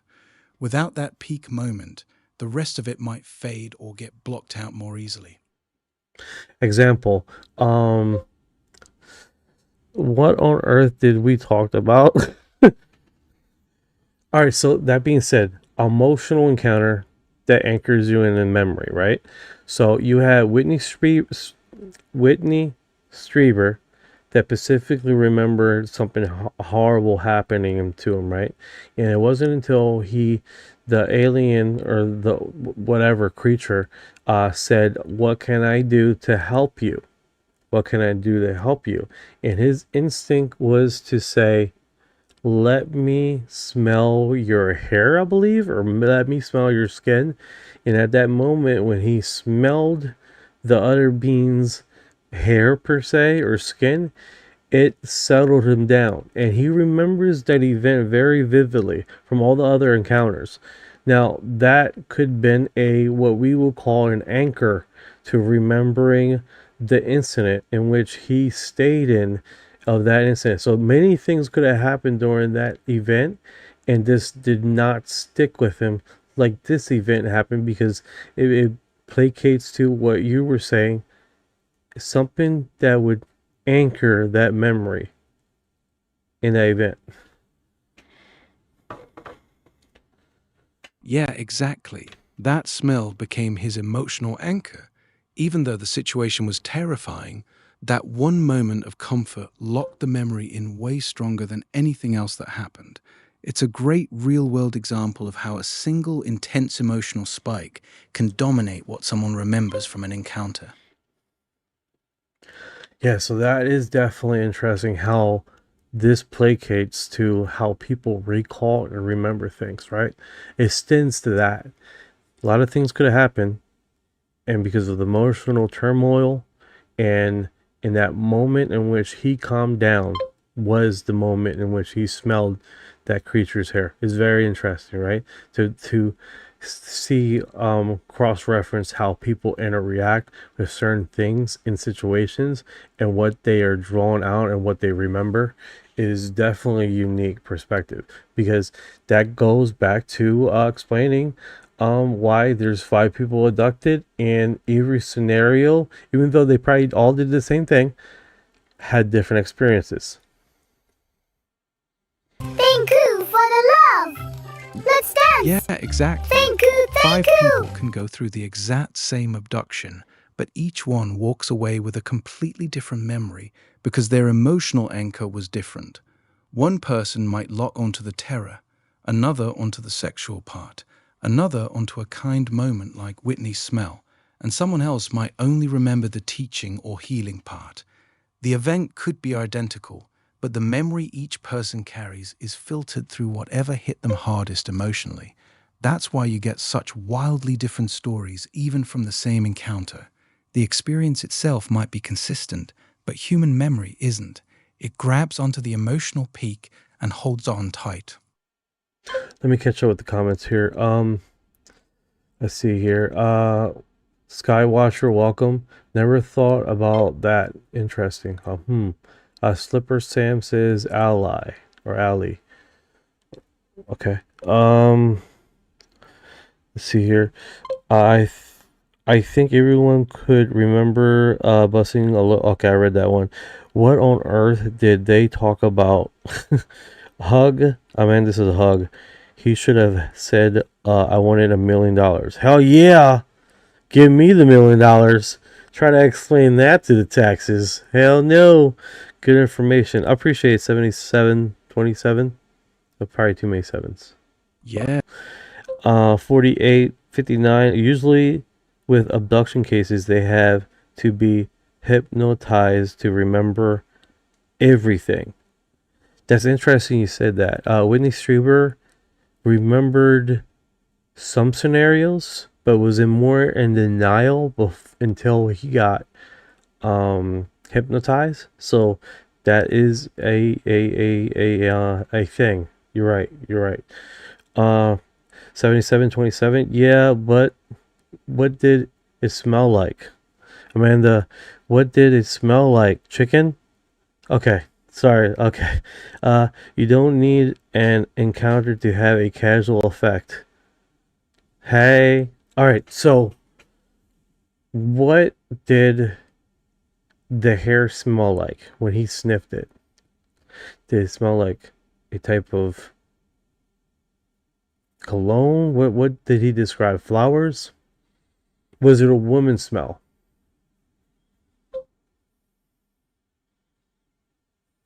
He said it smelled like cinnamon. Why? Okay. Cinnamon. It smelled like cinnamon. That's interesting, right? Yeah, If you guys are wondering about the background, why it changes colors, I have the TV on back there. It just adds on to weird cinnamon, and then that color comes up in the background. It's just a coincidence. Pretty cool, though. Cinnamon. Is there any soap for... I mean, is there anything that you can buy in the store that will make your hair smell like cinnamon? Yeah, there's a bunch of cinnamon-scented shampoos and conditioners out there. Brands like Herbal Essences, Bath & Body Works, and even some natural lines make cinnamon or cinnamon vanilla hair products. So it's not that crazy that an alien's hair smelled like cinnamon. Could have just been their version of shampoo. Chris is like, I don't need an encounter to have a casual effect. Oh, I thought you like a casual encounter. Miss K, thank you for all the time, effort you have dedicated. Eric, nice. Oh Spice, of course. Oh Spice. Cinnamon, nice. All nice, yeah, right? Oh Spice, my father must be an alien. Good stuff. Yeah, good stuff. Maybe they were making snickerdoodles. That sounds delicious, actually.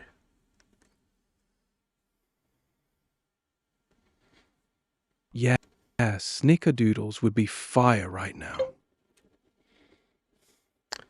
Is there any type of disinfection that smells like cinnamon? Oh, great point.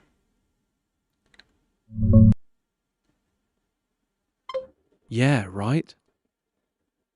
So is there any cinnamon disinfection thing that smells like cinnamon? Yeah, there are a few. Zoflora makes a cinnamon disinfectant spray, and some hospitals use cinnamon-based cleaners because cinnamon oil has natural antibacterial properties. So it's not just shampoo.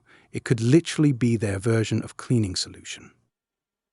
That is a really cool perspective there.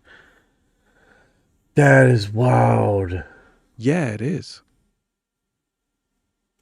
So she had like cinnamon oil in her hair and probably on her whole body.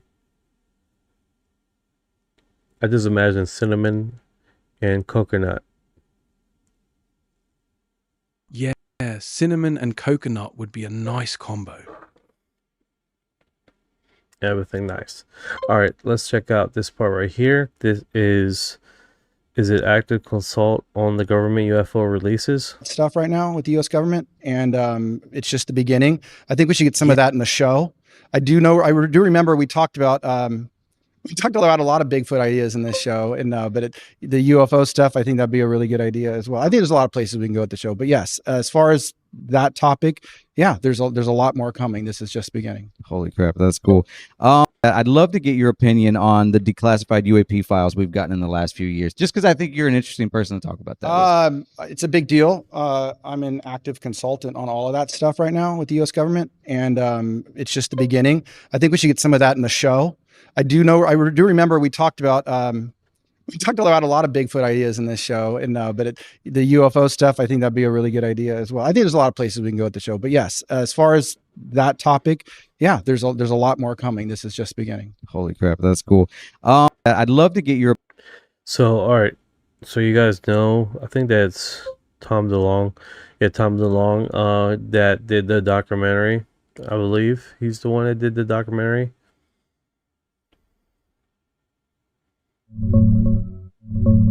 Yeah, that's Jeremy Corbell.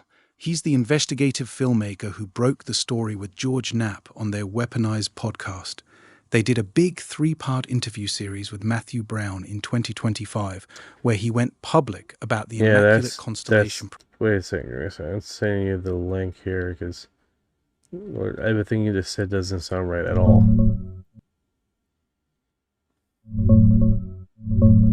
Yeah, you're right. That didn't sound right. I mixed up the names. The whistleblower we've been talking about is Matthew Brown, the guy behind the Immaculate Constellation report. He's the one who came forward in 2025, did the big interviews with you said again. Let me put that in there. Yeah, Tom DeLonge just said it out loud. In a recent interview, he straight up called himself an active consultant with the US government on the current UFO file releases. He said there's a lot more coming, and this is just the beginning. It's from a clip that dropped yesterday, and it's blowing up. Some people are hyped, others are skeptical as hell, calling it a psyop or questioning why a rock star's advising on declassification. But he said it clear as day. Want me to play the clip for you or dig into what people are saying about it? I dig on what people are saying about it. I just played the clip, but I do get the cinnamon. Fuck. I do get the cinnamon again. I do get it. I do get what people are saying. It makes sense. Why is there a musician talking about this UFO stuff? And basically has changed the narrative in which we talk about it. Why is not Dr. Sheehan, that has a degree in the hell's it called? That's been in the UFO topic for forever. A government lawyer talking about this and being advised.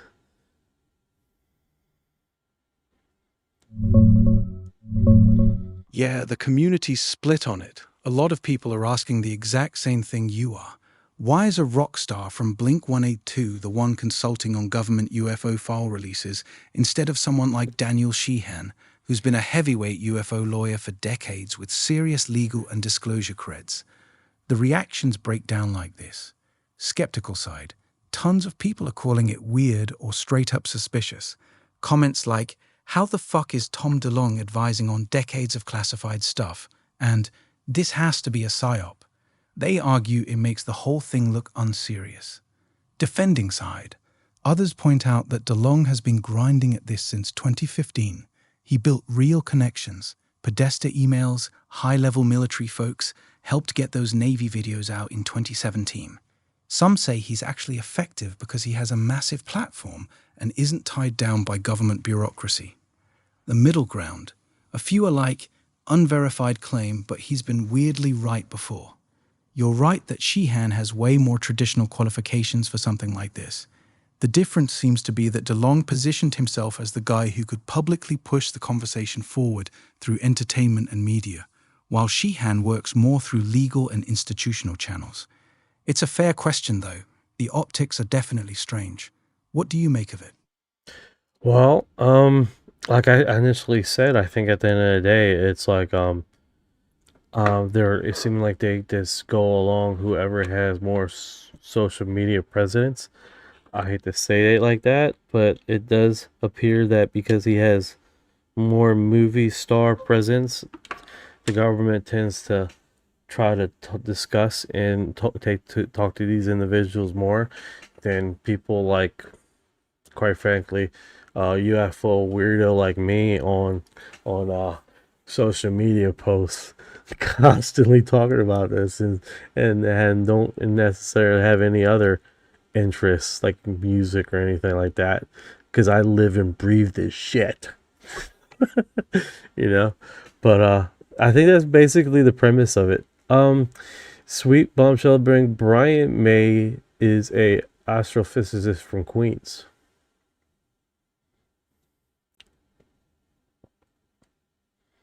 Yeah, exactly. That's the frustrating part for a lot of people who live and breathe this stuff.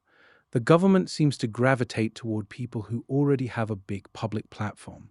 Musicians, actors, athletes, because they can move the needle with millions of followers in a way that a dedicated researcher just can't. Brian May is a perfect counterexample, though. He's both a rock star and a legitimate astrophysicist with a PhD. So when he talks about this stuff, he brings both the fame and the actual scientific credibility. That's a rare combo. You're right, though. If you're just a hardcore researcher grinding away with no mainstream fame, you're basically invisible to them, even if you know way more than the celebrity they end up talking to. It's not fair, but that's how it seems to work. Well, actually, someone else said something about it. Hello, Art Bell, Coast to Coast AM radio. He was the first one in 1997. The High Desert talking about the UFO conspiracy. Yes, you are right, Jason. You are right. He is an OG. Art Bell is definitely an OG in this thing. And of course, you have George Knapp, too. He's definitely in Dr. Sheehan. But yeah, there's some heavy contenders in this world that definitely gets sweet bombshell bling that is pushing their weight across here that actually do get notoriety. So yeah, you are right. Eric, amen. I'm right here, there with you. There you go, 4859. I appreciate it, brother. Amanda, Brian May from Queens, the band. Yeah, remember when I found that out years ago, and I was like, what the fuck? Sailing 69. There's not now, never have been, never will be aliens. Okay, that Yeah. guys, I think we should just pack our fucking balls and leave. He said the truth. He got us. Oh my goodness. All right, that's the end of the program there, guys. Someone felt the truth. Fuck. I'm just fucking with you, man. He's the original gangster. No, 100%. 100%. Our bell is the original. What's going on? Happy vibes. What's going on? How you doing today? Good stuff. Good stuff. Someone in the lab just came in and say that there's no aliens and never will be aliens. So I think we figured it all out right there. All right, guys. All right. So, Yeah. Sheehan shares the Comet pilot on now. The train, Peterson Space Base to stop UFO. All right, let's see what he says here. This one is from Dr. Sheehan. Bro, his dialogue and the information of stuff that he tells, man, is a lot. It's a lot. There is a new warfighting vehicle that is launched with by a rocket, is launched into orbit, and it has warfighting capacity to be able to be mobile in space. Okay, and they've been assigned specifically to interdict and stop UFO entrance into our planet. Okay, and now you say, now that's a fool's errand, perhaps, but on the other hand, so are a lot of the other things that they're doing. How about bombing Iran? How about how about deploying a third of our entire carrier force into the Mediterranean or in surrounding Iran? I mean, these are all fool's errands, and this operation is going on right now. Okay, and that they're training the pilots out there at Peterson Air Force Base, or excuse me, Space Force Base. That these are combatant pilots now that are being deployed to track down and interdict and intercept these UFOs. Because that's what they think their job is. They think that's the assignment that they've been given, and that's ridiculous. And because I've never taken any security clearance, and I haven't taken any non-disclosure agreements, I'm perfectly free to tell people about that. Now, this may be giving willies to people going, "Oh no, he's talking about military deployment operations." This is treasonous in some sort. It's not treasonous at all. That I am more loyal to the Constitution of the United States than any of these other people are, because they've taken an oath to something else. They've taken an oath to superior command gatekeepers. All right. If you guys ever heard Dr. Sheehan on Coast to Coast, this guy, he was talking to George Noy, right? And in May, and it was about a 2-hour segment, right? And I think he came on in the last hour, and I'll tell you, man, the amount of information that he dropped, I had to listen that last hour like a few times, because he goes into when he was working with Eisenhower, I believe, and how he was assigned to talk to the Vatican and basically discuss that very thing with the Vatican. Thank you for your heart. Because literally in the Vatican, they supposedly have one of the biggest libraries of UFO information. That's how it goes. And the Vatican responded to him saying that we're not ready. We're just not ready to release the information. And he goes into quite a bit of details to how disclosure came about, and how the government narrates disclosure, how they're going to depict disclosure to the public, and how it went to a few internal audits as far as making scenarios on how disclosure will react to the public, how the public will react to disclosure, how the government and religion will be affected. And I mean, bro, it was a lot of information. And when you hear someone with that depth and knowledge of information, and how the Vatican and his letters that he wrote.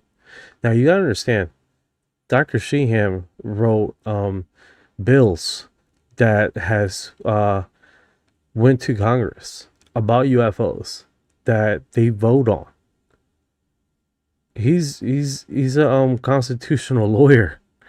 So Yeah. go ahead, buddy. Yeah, go ahead. Oh, I thought you kept on interrupting me. Yeah, he gets into quite information, and I mean this guy that has over 50 years of being intimately involved. So you guys know he has the new Paradigm Institute. I believe he's the co-founder. I could be wrong about that, but he goes into some wild stuff. Thank you for this subscription. I appreciate it. I have found the episode I watched last night and sent it to you ASAP. Most definitely. Thank you, Sweet Bomb Shell Bling. You guys bring in some crazy and perspective information that I never seen before, and I appreciate that. And messaging and things that you guys find in a new, different perspective. And I think this is what it's about, right? Us getting together like this and discussing this very thing and getting into new perspectives and research that you may be doing. There's a few people in the audience that are actually legitimate skywatchers that they go out every night and they look into the skies and they catch stuff every day, way better than what the government has been dropping, right? And they are intimately involved in this subject quite a bit. And they do what they do best. Yes, happy vibe, yes. And you guys are the true heroes in this, because disclosure is going to come from you guys, you individuals, really, because they can't silence all of us, especially when each individual of you guys are not only asking, questioning, and doing your own research and bringing in information that is obscure, especially the topics that we have discussed that most likely has never been brought up. Thank you for that. What was it? Sweet Bombshell Bling. Thank you so much. And that's just the nature of the beast, right? We're all in this together, and we're pushing this narrative together. And of course, we are the what is it called? The unsung heroes of disclosure that has bringing it to light. Think about how many people have visited the war.gov that most people never know their name, right? It's us. I mean, we're the ones going to these websites. We're the ones talking about this. We're the ones doing the research. We're the ones questioning and subjecting and putting their feet to the fire and educating ourselves. We're doing it on our free time every day, you know? So what's going on, Raymond? How you doing today? Yes, sir. Yes, sir. If you guys have an opportunity to follow Raymond, he's definitely interesting, man. He's out there on his boat with his shirt off all the time. Very, very sexy. Very sexy. Just let you guys know that, you know, I'm a Meyer spectator. This is fucking doctor aren't smart, they're just high educated. 100%, man, 100%. And I think that's the biggest thing, right? Is that when you have perspectives of basically breaking down a subject and bringing new perspectives in and questioning the hell out of anything, you definitely start breaking down how full of shit some people are, you know. And I think that's the biggest thing with this, you know. And that's why I try to keep as informed as possible, because I truly Dr. Sheehan might have the full picture of it, and but literally went and pushed this narrative as much as they could, right? And it takes the individuals like us, like you, out here asking the right questions that half the time I don't know, and I have to search myself, you know. People that have a encyclopedia of UFO encounter events that is just like, bro, 100%, Raymond, 100%. We are disclosure, right? And it's so true, man. Photograph E7 says, I am a BMA and I'm smart. There you go. Dr. Phil is not a doctor. There you go. There. Yeah, there you go. I got the insider scoop, okay? I'm gonna let you guys know. And then half the shit he says is like, if you did, you wouldn't have said that what you just said this now. So I thought, have to. Yeah, that's a good one. I thought, all these years, there were just drunks, okay? Talking about UFOs and being abducted from the bar, okay? But now, just recently, we have military people, okay, talking about UFOs. You're like, okay, first of all, that's not the case. That's not the case. That's never been the case. You have military people talking about this way before you ever. Oh my goodness. Dr. Phil wants everyone to think he's smart. There you go. He's alien walking around among us. He does. He didn't look good like a few months ago. He was really pale. We are Venom. Amanda. That's some random shit. This is fucking crazy. Okay. Oh god. Okay, I sent you a picture I captured. Cannot explain it right now outside my house. He cured my athlete's foot. Dr. Mackey, Dr. Phil. No, but you guys are definitely the ones that push this narrative forward and ask the right questions. I mean, you guys are a smart group out there. I tell you what, man. God, this is a smart ass community, and I mean that with all integrity in the world, bro. You guys, very, very intelligent. Someone said we are aliens or something. I said I was Venom.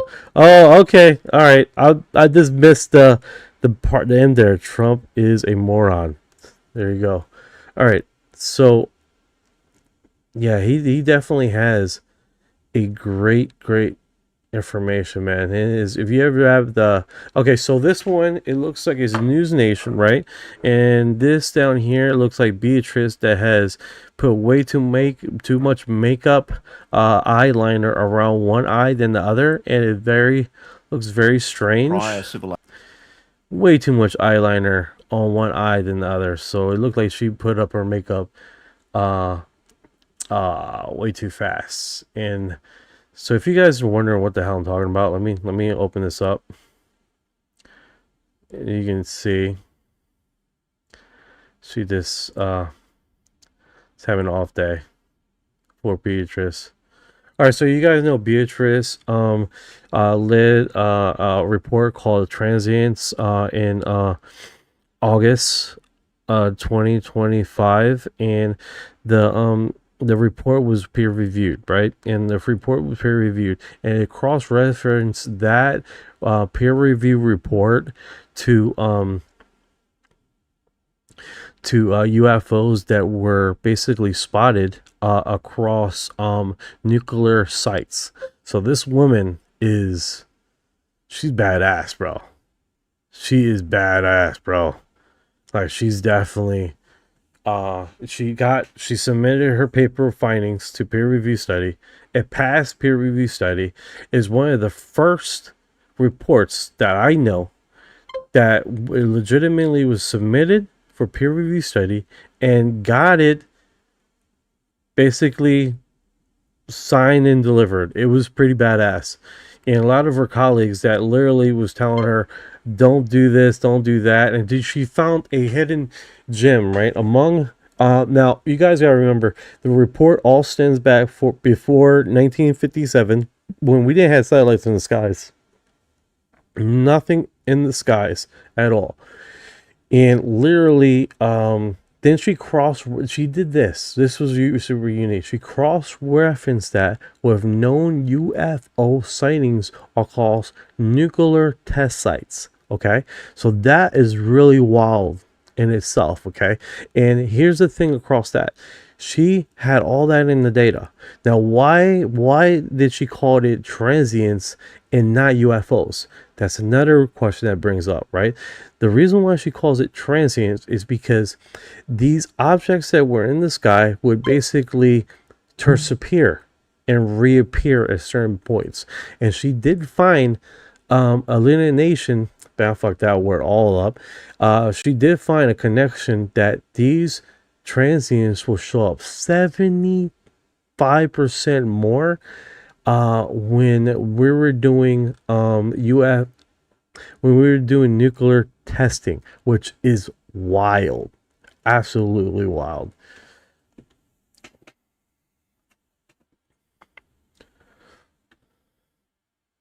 Let me put that back. See what Yeah, he says. go ahead. Oh, yeah, enough of that. You better not. For a whole bunch of information there. All right, so Beatrice, it's not outside the realm of possibility, is it, scientifically, that what we're talking about here, especially with the location of this Marivalgia object, it's pre-last ice age. It's not inconceivable, is it, that there was a prior civilization that was wiped out during the last ice age, some of which's relics might have survived. Is that possibly an explanation for what we're talking about here, and also for the objects that you've detected in geostationary orbit, or am I pulling too long a bow? I think anything is possible. It's a hypothesis that is absolutely worth taking seriously. And if you think about it, the Baltic Sea region is one of the most geologically stable regions in the world. So if you want to find ancient craft, this is where you should be looking. Beatrice, it's not outside. all right, so if you guys are not familiar with what they're talking about here, they're talking about this object there were found in the Atlantic. She's also part of that study too. Basically, the rock that looks like a craft in the Atlantic Ocean, I believe. And before she published the I believe she's still part of that research. Which is pretty remarkable, right? And this craft, or this object, that was basically, they were finding signals coming off of this object in the deep ocean. She, among her and a few other scientists, were researching this object. Hey, can you give some more information about that?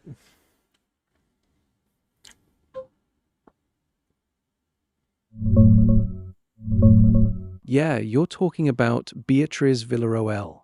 She's the astronomer behind the Vasco project, who published those peer-reviewed papers in October 2025 on the transients, mysterious star-like flashes captured on 1950s Palomar observatory plates, before Sputnik.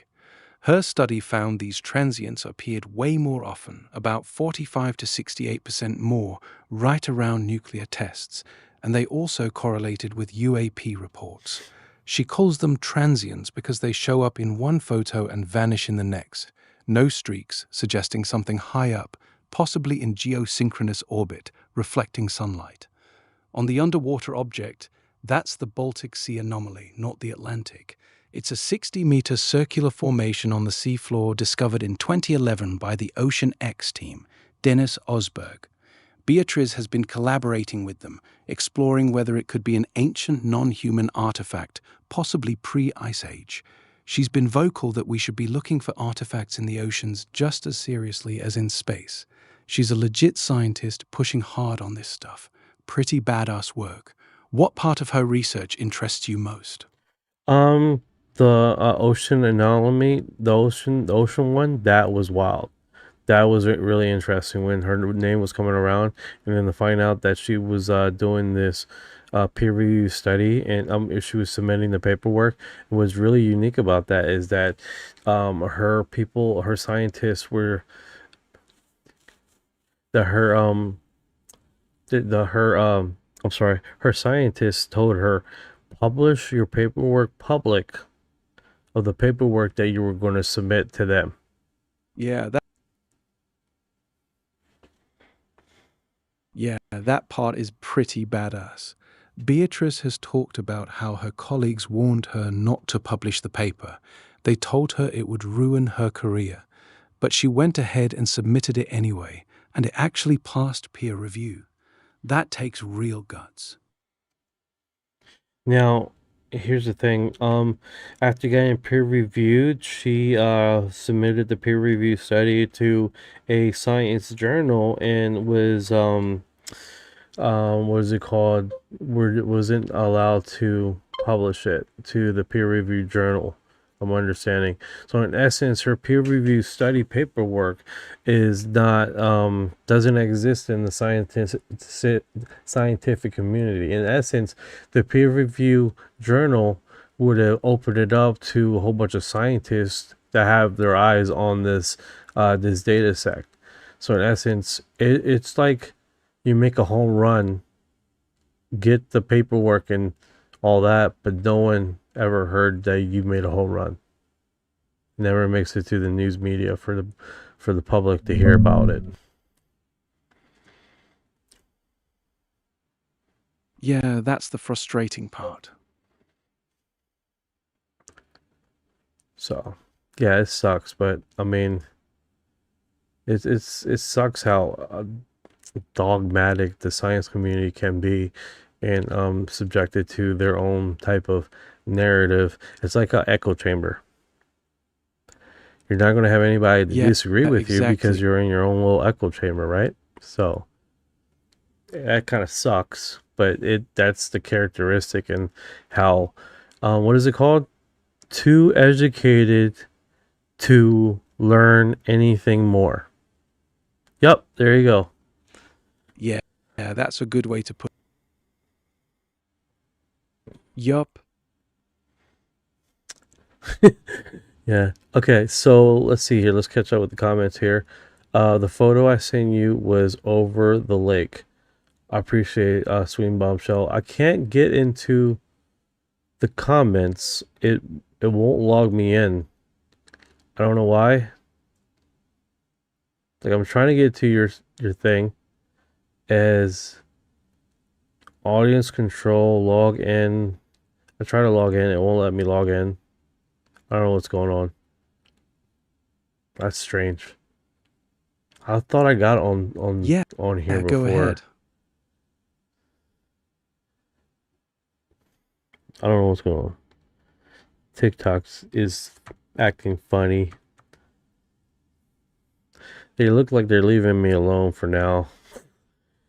But I was suspended like this a few days ago on my primary account. Like, we had a backup account and we were like, yeah. You may keep us quiet today, but you shall not keep us quiet. All right, so okay, it was the link it was sending me somewhere else where it just would not.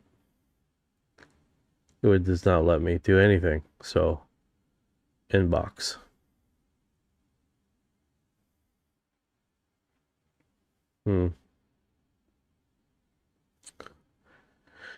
Let me see here where we can. You said you sent it in my inbox.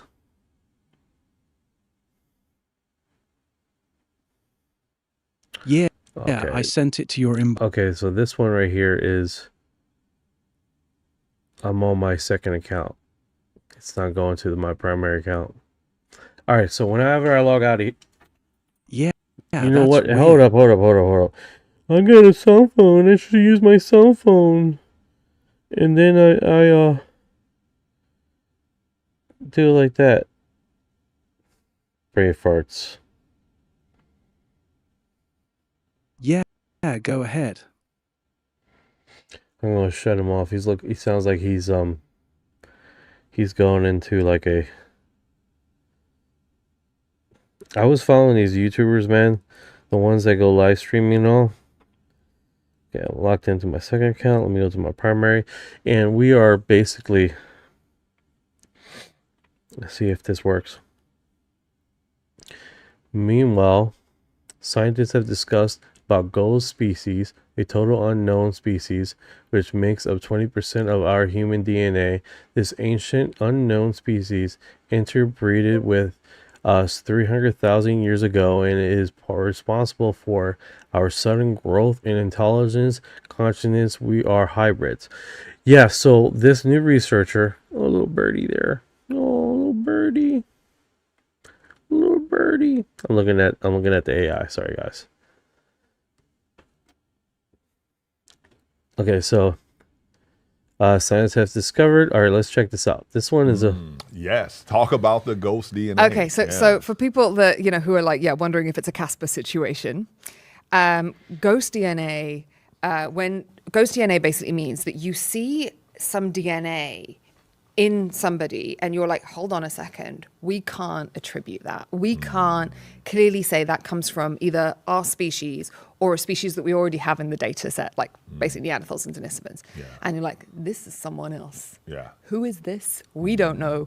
They're a ghost species. And some people have put forward this fascinating model, this fascinating proposal that 20% of our DNA. Okay, so that is wild. So I did get into my cell phone, and I'm going to log into my cell phone on my computer. And then we're going to lock the screen in. Look at this. Somebody come look at this. Look at this. Somebody come and look at. Ah, okay. That's what you got on your audio. I was like, what? What is that? Holy cow, it's 67 Fahrenheit outside. All right. I was like, what? This. Look at this. Look at this. Somebody come look at this. Look at this. Somebody come and look at this. Look at this. Look. So that is really wild. Look at this. Somebody come look at this. Look at this. Somebody come and look at this. Look at this. Look. Yeah, that is pretty wild. So you guys know this is Sweetie Bombshell Bling. She has the intro here. And she has a TikTok channel, and she posts is this the one? Is this the one you're talking about or no?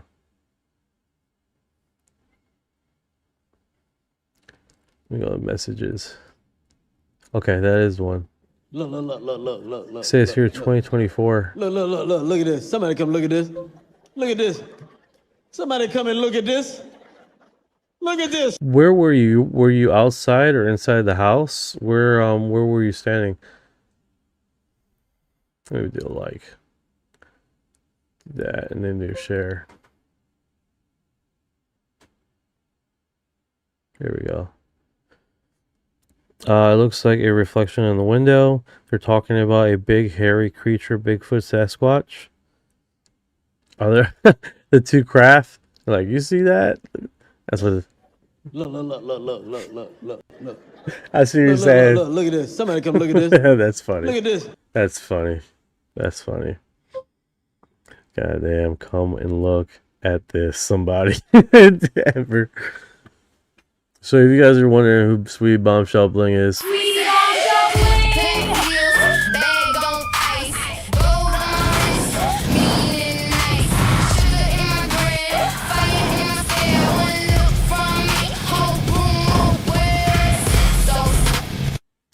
so pretty cool, man. Pretty cool. That is definitely, I've never seen nothing like that before. Somebody come and look. That looks really wild.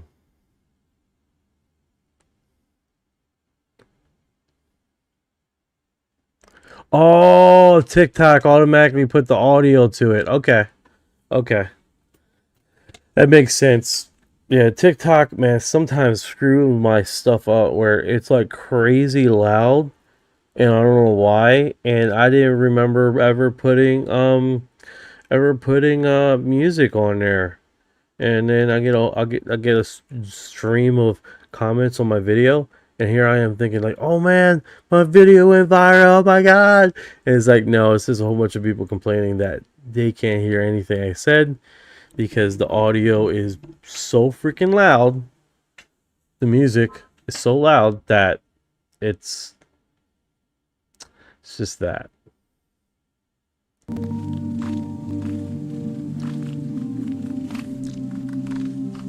Thank you for the heart, guys. I appreciate it. We're literally 2 hearts shy from having 10 hearts. That would be wild. Around 3 a.m. Central Standard Time. Man, you are out there. That is... Was it cold out there? Because that, oh my goodness. That is wild. That is wild, guys. I'll tell you what. And it goes back to saying, man, you guys are the ones that do this shit every day and finding stuff.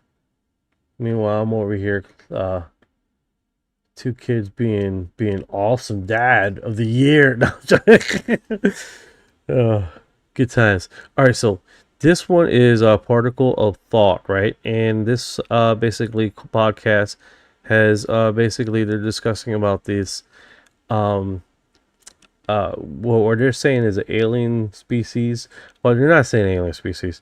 What they're saying is that there was a creature that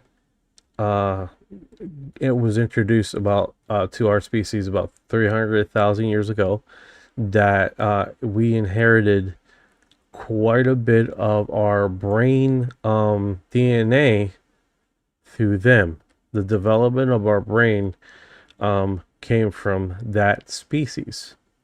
Now, I could be wrong, but I do believe that the caveman brain was actually a lot bigger than ours. A lot bigger than ours, which a lot of people did not know that they actually had a quite big brain. Hey, the cavemen, did they have an actual bigger brain than us? Yeah, Neanderthals, the classic cavemen, actually had slightly bigger brains on average than we do today. Theirs averaged around 1,410 to 1,450 cubic centimeters, while modern humans sit at about 1,330 to 1,350. Oh, you gotta update that. You gotta update that. We actually, it was a recent report that our brains actually shrunk in conference recently, around that 1,200 mark. Yeah, you're right. Modern human brains have shrunk compared to our late Pleistocene ancestors. Those early Homo sapiens averaged around 1,450 to 1,500 cubic centimeters, while today we're sitting at about 1,300 to 1,350 cubic centimeters on average. That's a drop of roughly 150 centimeters, like losing a tennis ball's worth of brain volume. Neanderthals were right around 1,415 centimeters, so bigger than us now, but pretty close to those ancient humans. The shrinkage seems to have happened sometime in the last 10,000 years or so, though scientists still debate the exact timing and why.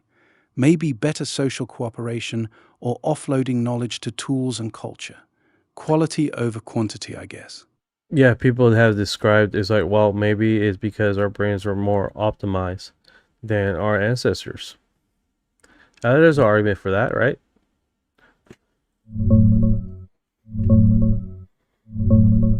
Yeah, that's a solid argument, and one scientists actually make. The idea is our brains got more efficient, better wired for complex thinking, more specialized connections, and we started offloading a ton of cognitive work to culture, tools, writing, and group knowledge. So even though the hardware's a bit smaller, the software's optimized. Brains are expensive to run, using about 20% of our energy. So if society lets us share the mental load, evolution might favor trimming the fat without losing smarts. It's like upgrading from a bulky old computer to a sleek, powerful laptop. That is true. That is true. I think. But then again, a lot of these scientists is interpretation is subjected to their theories. So it hasn't been backed up with any real data, guys. Scientists make up shit too. You know what I'm saying? They sound so scientific and all this other BS, but they like to make up stuff too. And hide behind theory.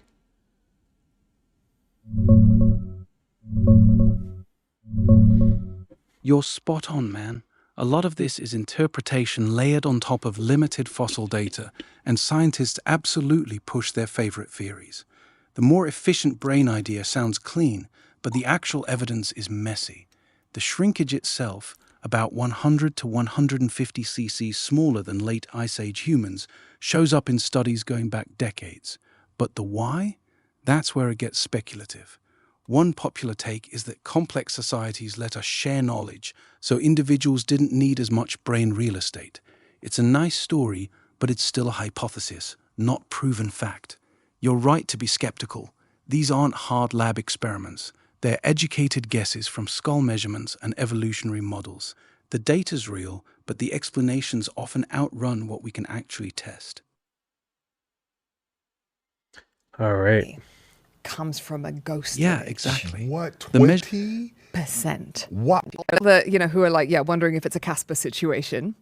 Ghost DNA, when ghost DNA basically means that you see some DNA in somebody and you're like, hold on a second, we can't attribute that. We can't clearly say that comes from either our species or a species that we already have in the data set, like basically Neanderthals and Denisovans. Yeah. And you're like, this is someone else. Yeah. Who is this? We don't know. They're a ghost species. And some people have put forward this fascinating model, this fascinating proposal that 20% of our DNA comes from a ghost lineage. What, 20%? Wow, because I know with Neanderthal, we're talking about less than 5, right? Like 3, 2. Yeah. I mean, I'll be honest, this paper is so explosive right now that a lot of us don't know what to do with it. And it's worth saying that it's still at the early phases. Right. But it's coming from some really big names. And this would be an unknown species? Yes. Wow. And the dates are really interesting and what they're attributing to that DNA. So basically what you're talking okay, it's fair to say we're slightly hybrid, right? We're slightly hybrid. A little bit of Neanderthal, Some of us more than others. Yeah, exactly, 100%, right? A little bit here, a little bit there. But what they're saying is we are hybrid. So what they're arguing is 1.5 million years ago, you had population A, population B. Right. Population A is where we come from, is where the Neanderthals come from as well. Population B is just ancient, right? Extinct now? Absolutely. Except that then somehow they reconnected 300,000 years ago.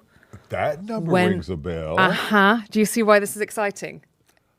Do you want to tell them or? You tell the origin of Homo sapiens. Yes. What? We are hybrid. Do you understand why we're like, we don't know what to do with ourselves? What? And oh my God. That's and they're arguing that their models are showing a 20% infusion from population B. So this ancient human species who, when you said, are they extinct? I mean, technically, but also technically. Yeah. But we're mules. Right. Well, we're kind of really functional, really like quite good at procreating mules. And what they're actually showing is that the infusion of this 20%, that they think it had neurogenesis. The genes, a lot of them were related to neurogenesis. So you're talking about brain stuff. Yeah. So define neurogenesis. So basically neural genes that are related to neural activity. And so effectively what we're talking about is that infusion of DNA around 300,000 years ago. It was related to, it might have helped us with brain function. Wow.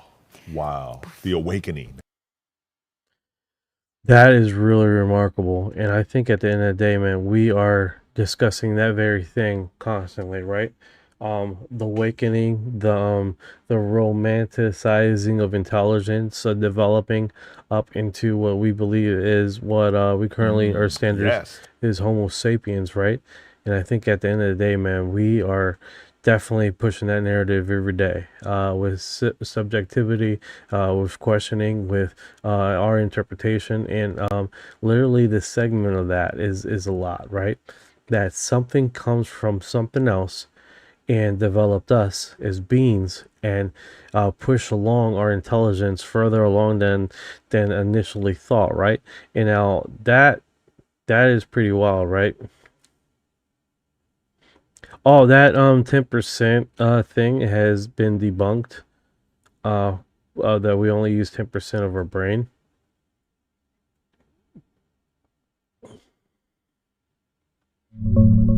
Yeah, the 10% thing is straight up busted. Brain scans show we use pretty much all of it every day. Different parts light up for different tasks, but nothing's just sitting there unused. That myth's been dead for decades. And you're right about the bigger picture. We romanticize intelligence and awakening, but a lot of it is us projecting our own stories onto the fossils. The brain size data is real, but the why behind the changes, still mostly theories. Yeah, thank you for the follow. I appreciate it. I don't know where they're coming from, but thank you. How did we go from building the pyramids to not being able to boil water when the boats came to America to finally getting smart? What smart again? Great question. I think that's where that tennis ball went. The tennis ball brain matter that we lost built the pyramids. And now that 10% that tennis ball brain matter, it has prevented us to boil our own water. That's an argument for that, right? I mean, of course, there's no data for that, what I just said, but I mean, for crying out loud, we have always talked about the past being way more intelligent than our original ancestors right now. Like we're more inclined to have more technological advancement because someone discovered electricity and wires in our generation. But it does seem like those guys with the tools that they had were doing extraordinary stuff, way more than what we do now. So I mean, holy cow, dude. Holy cow. Yeah, that's a hell of a swing, man. The tennis ball of brain matter theory is fun, but the timeline doesn't line up. The pyramids went up around 4,500 years ago, and any real brain size drop happened way later. Or honestly, the data's messy, and some researchers say it didn't even happen. Those ancient Egyptians weren't running on bigger brains than us. They were running on organization, thousands of skilled workers, and insane engineering know-how passed down through generations. We didn't lose the smarts to boil water. Some societies just got knocked back hard by disease, war, or collapse. The comeback came from accumulated knowledge, not suddenly growing brain cells back. The real flex isn't individual brain size. It's what we build together when we don't have to reinvent the wheel every generation. I like that. You could apply that to a lot of stuff. We're not necessarily smart. We don't have to be smart.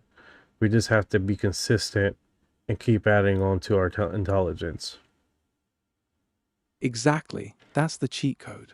We don't need bigger brains. We just need to keep stacking knowledge without losing it. One generation builds the pyramids. The next one figures out how to make better tools. Then someone writes it down so the next group doesn't have to start from zero. Consistency beats raw smarts every time. That's why civilizations that protect and pass down knowledge end up looking like geniuses compared to ones that keep resetting. That's really cool perspective.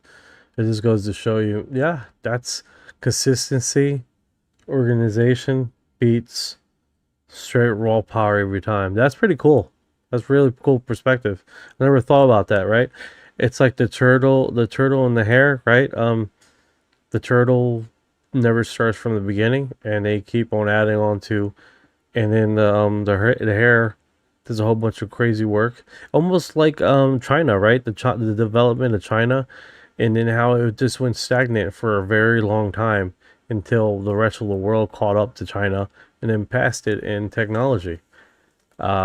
Strange perspective, but I mean that's pretty much what it is, right? Hey, that analyzed with the China thing. How subjective true is that?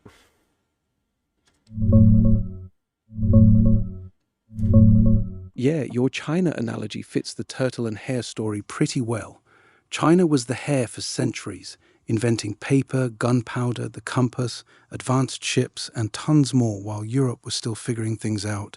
Song Dynasty China especially was incredibly innovative.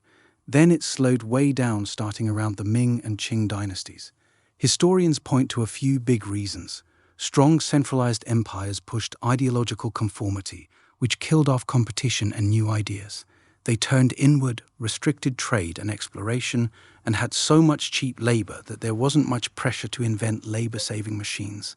Basically, they got comfortable and stopped stacking new breakthroughs the same way. Europe, the turtle, kept grinding. Competition between countries, openness to ideas, and expensive labor pushed them to mechanize and industrialize.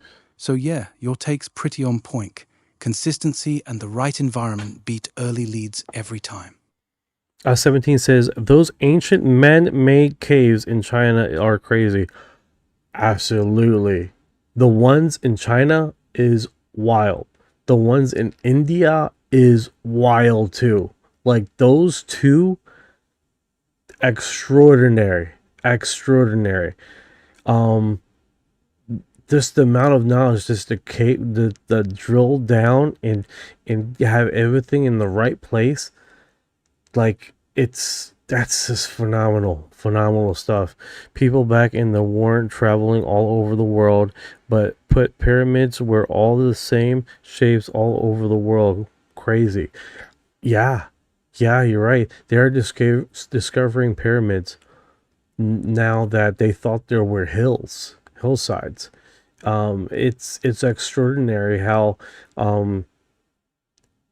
with the limited aka technology per se they were doing extraordinary things, and here we are, we're doing wild stuff, but it doesn't seem like the compatibility of limitation to extraordinary things is offset there, right? Yeah, those caves are insane. The Longyu Caves in China, carved over 2,000 years ago out of solid sandstone with perfect pillars and no records of who built them or why, still blow people's minds. And India's rock-cut caves like Ajanta, Ellora, and the Kailash Temple, carving an entire massive temple out of one single rock, that's next-level precision with basically hand tools. You're right about the pyramids too. Similar shapes popped up in Egypt, Sudan, Mesoamerica, even China, all without people swapping blueprints. It wasn't aliens or lost global travel. The pyramid shape is just a damn good, stable way to build something tall that won't fall over. Different cultures kept landing on the same smart solution independently. And yeah, they pulled off crazy stuff with way less tech than we have. Makes you wonder what we'd build if we had their focus and patience. Focus and patience, which we don't have. We don't have much of that nowadays, especially when like most people that live in this society are living paycheck to paycheck. All that brain power is subjected to survival, which kind of sucks, right? Because how many people out there that are intellectually very, very in tune with crazy perspectives, but simply just do not have the time to apply it. Not to put me in the spotlight here, but I see, like, if you ever had like Popular Mechanics and you see like, man, if this company and this company get together, you can make this thing. That would be freaking awesome.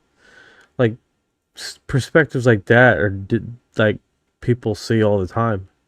People like you and me see that all the time, and it's like a fart in the wind. No one ever puts two and two together. It's pretty wild.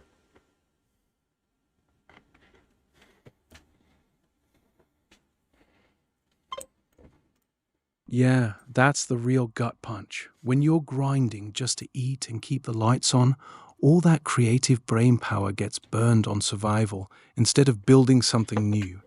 It's not that people aren't smart. It's that the system doesn't give them the breathing room to actually use it. A ton of brilliant ideas die in people's heads because they never get the time or resources to chase them. That's the real waste. Damn. All right, guys, I hate to end on this note, but thank you for coming to the live, bringing your viewpoints, and thank you, Sweet Bombshell Bling, on that image. That is pretty wild. Looked like two UFOs hanging out in the sky and talking. That looked pretty wild. Those caves were tubes to be from aliens. I hear you, 48, 59. It's pretty wild, man. You guys are awesome, guys. Keep up the good work, man. Keep into the skies, keep checking, taking pictures and videos, man. Because without you guys doing it, man, no one else is going to be doing it. I mean, to be honest with you. I mean, and the crazy perspectives. You guys are keep surprising me every day. On that note, if you've been here this long, you are disclosure.